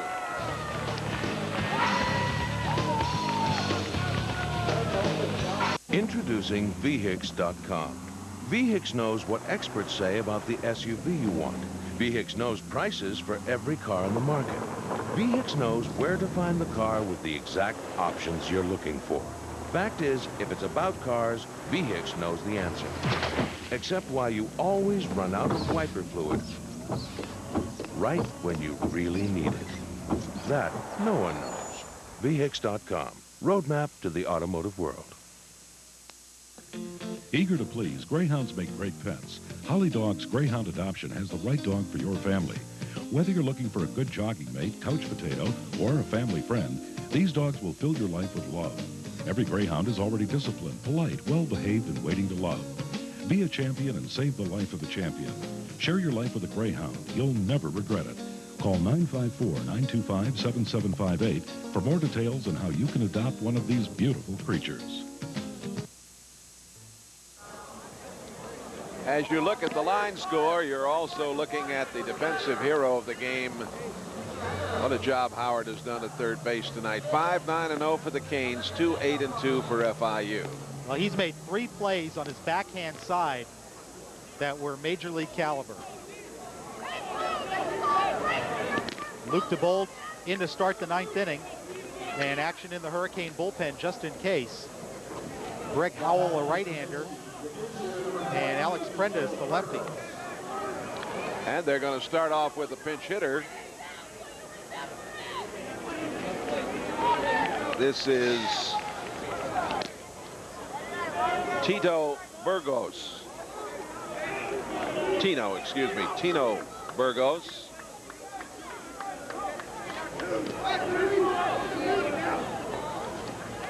And the pitch, a strike on the corner. And this young fellow looks back at the plate umpire and says, what? Well, he better not be looking around, because A.J. Lastaglio and John Lopez are not in a tolerant mood right now after ejecting FIU assistant Roland Casanova and Miami head coach Jim Morris in the last half inning. Burgos is from Miami. He played at Seminole State College in Oklahoma. Very famous school down in Oklahoma. Used to be Seminole Junior College. 2 balls and a strike. 4 RBIs on the year, batting .150.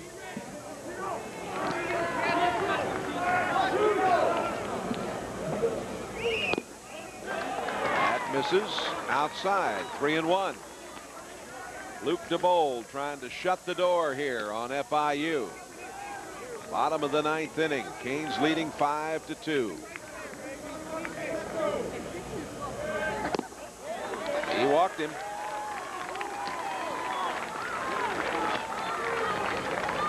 You see Laser Collazo and Gino Damari now running the ball club with Morris's ejection in the top of the 9th inning. Never a good idea to walk the leadoff hitter, but especially in a 5-2 game leading off the 9th inning. Gino making some defensive adjustments. That's the first walk issued by DeBold. Here is Barry Pauk. And Luke doesn't give up many. Only the 7th walk he's issued this year in 37 plus innings. Pauk tonight is 1 for 4.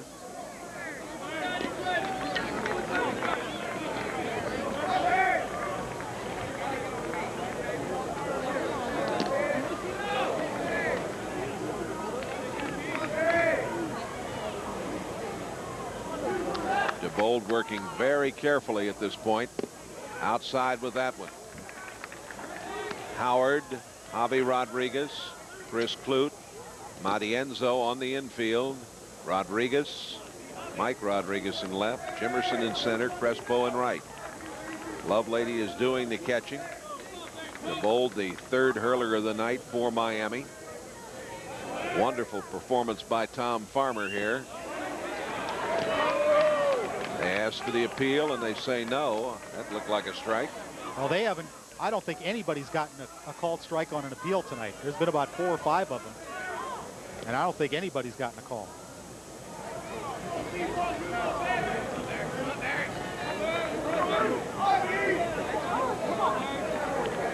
Falk has hit in 9 of his last 10. Foul back to the screen, 2-2.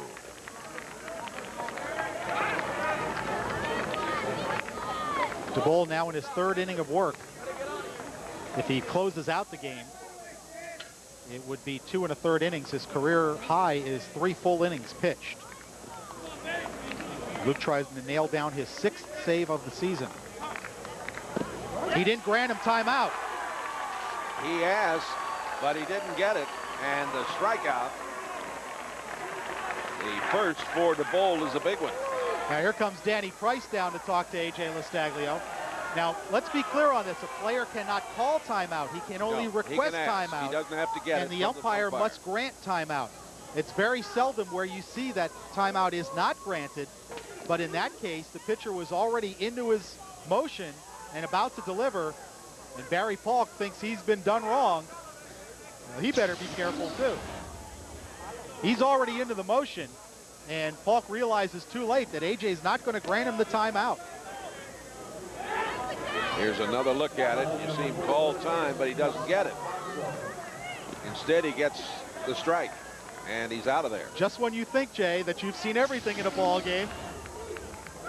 I was trying to figure when we were in break before this inning, what else could we see that we haven't seen tonight? This has been a dandy, no question about it. And it's not over yet. Alfonso at the plate. This has been a baseball education tonight. Ball 1 to Alfonso, who is struck out. In the 3rd, he singled and later scored. Struck out again in the 5th. He doubled and picked up an RBI in the 7th. Fly ball, center field. Charlton Jimerson is there. He makes the play. Now the Canes are 1 out away from victory. Alfonso hit it on the nose, but right at the center fielder, Jimerson. And as we talked about early in the game, the ball does not carry well in this ballpark. It is a pitcher's yard, and the ball just hung up there in deep center field. Corbeil will come to the plate. He walked in the 1st, grounded out in the 3rd, struck out in the 5th, and grounded out in the 7th. So he is 0 for 3 this evening. He is, of course, one of the big boppers for FIU. And he bangs this one to left. Mike Rodriguez, and it's over his head against the wall, and it'll be a double. And that means that the tying run will come to the plate. Corbeil hit it the other way and hit it very hard. Rodriguez could not catch up with it. 13th double of the season for Alfred Corbeil. Pitch on the outside part of the plate. Corbeil stayed right on it and just took it the other way. Good job of hitting, and a pitch that was in a pretty good location and just out of the reach of Mike Rodriguez. Pujol is the scheduled batter, and we had another visit. Well, Danny Price came down with the lineup card out. He came down again to talk things over. But he's going to stick with his cleanup hitter. Well, as is typical of Miami and FIU, it's going to come down to the 9th inning. And now they're going to send the lefty up, it appears. Yep. Looks like Stephen King, number 40, has grabbed a bat. King out of Broward Community College. Is a junior transfer. Hitting .296, and he leads the club with 4 home runs and also has 18 runs batted in. But this team has hit only 17 dingers as a group. King leads the way with 4. So DeBold is going to have to get their best power guy if he is going to record the save.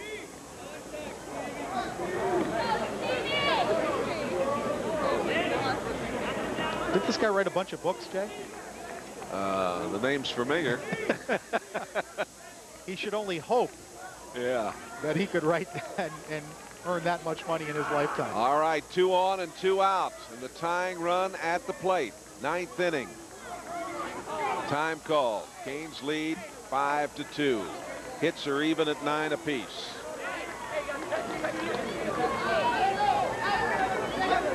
It has been a very interesting confrontation between these two rivals tonight. A strike. Well, the Canes have taken down everybody in the bullpen. It's going to be live or die with Luke DeBold. This 94th meeting between FIU and Miami will be one to remember.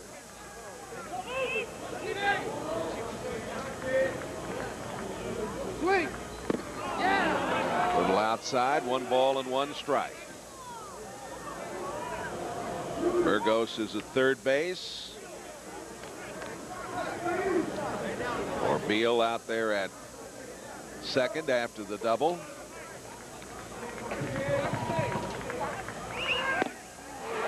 Strike on the outside corner. 1 ball and 2 strikes. Canes are giving King a big gap in left center field. They've shaded Jimerson over toward right center, anticipating that DeBold is going to pitch him on the outside part of the plate.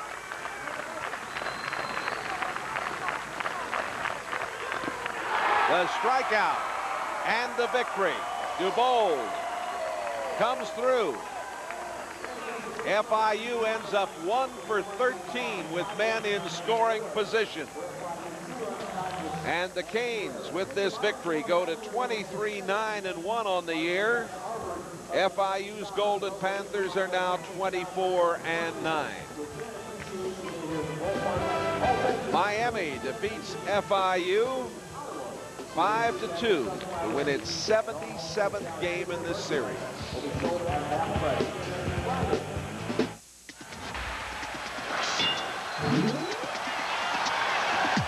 Panthers Tonight kicks off with a full preview of the game hosted by Randy Moeller. And once the puck drops, Hall of Famer Denny Potvin and veteran voice of the Panthers, Jeff Rimmer, take over to call all of the action. Tune in as the Russian rocket Pavel Bure lights up the ice with his exciting style of play. The Panthers take on the Stars Wednesday night at 6:30.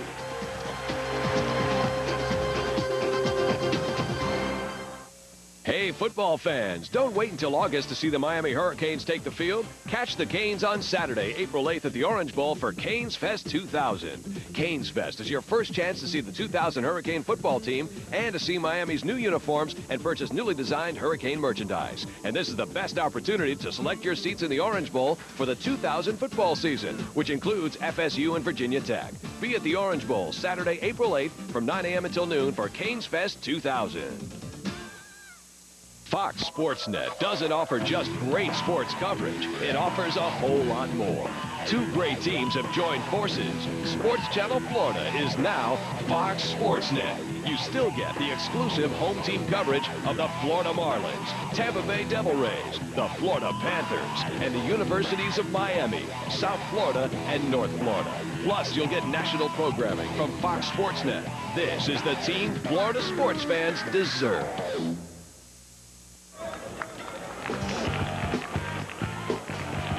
Miami Hurricane Baseball on Fox Sports Net has been brought to you by Discount Auto Parts, a proud sponsor of Hurricanes Baseball. Be sure to stop by any of our convenient locations and check out the great weekly specials. This one's in the books here tonight, and it was a very entertaining affair as the Canes win at 5-2. The winning pitcher, Farmer, a surprise starter, an excellent job. Kocur takes the loss. DeBold gets the save. 9 hits apiece. And a little bit of everything, Frank. Oh, Jay, I'll tell you what. This was a graduate course in baseball tonight. This was not Baseball 101. This was graduate school. We saw a lot of crazy things. 2 wild pitches on 3rd strikes. A couple of pickoffs, one of which was disputed. The head coach of the Canes getting thrown out. The assistant coach of the Golden Panthers getting thrown out. Some marvelous pitching by both staffs, really. And some great defense by the Miami Hurricanes. The move of Kevin Howard to third base has really started to pay dividends. He saved Miami a couple of runs tonight at least against Eskilsson twice going to the line. The first time with the backhand play and the throw across and a great dig by Matienzo at first base. That happened early in the ball game. Next time, Eskilsson came to the plate in the third, another shot down the line, and again Kevin going into foul territory and throwing across for the out. And then late in the game, with runners on first and second and nobody out, he dives to take a base hit away from Hector Nunez and throws back to second for a double play. So instead of the tying run being on second for FIU, Miami gets out of the inning with no damage. And Kevin Howard definitely saved the Canes bacon in the field tonight, and some marvelous pitching by not only Tom Farmer, but Ryan Channel and Luke DeBold out of the bullpen. Howard also was 2 for 4 with an RBI. And better situational hitting by Miami, a couple of sacrifice flies to get runs in, and 3 sacrifice bunts, whereas you mentioned FIU 1 for 13 with runners in scoring position. Well, thanks to all of you for joining us here at the Homestead Sports Complex for the challenge. Remember to catch more collegiate baseball as Fox Sports Net's telecast Conference USA action this Sunday, April the 2nd, live at 1 o'clock. The USF Bulls take on the Louisville Cardinals. And also, for you hardcore baseball enthusiasts, remember that Major League Baseball will be coming your way on Fox Sports Net early tomorrow morning. The regular season, of course, getting underway. And the Marlins, of course, will get their season underway on Monday night. But our first telecast will be against San Francisco. And that will come your way at 7:05 on Tuesday evening. Well, it was quite a night here. It was worth the trip to Homestead to see the action. Jim Morris didn't get to see the end of the game. He was thrown out. For Frank Fort, I'm Jay Randolph. Final score, 5-2 Miami. So long.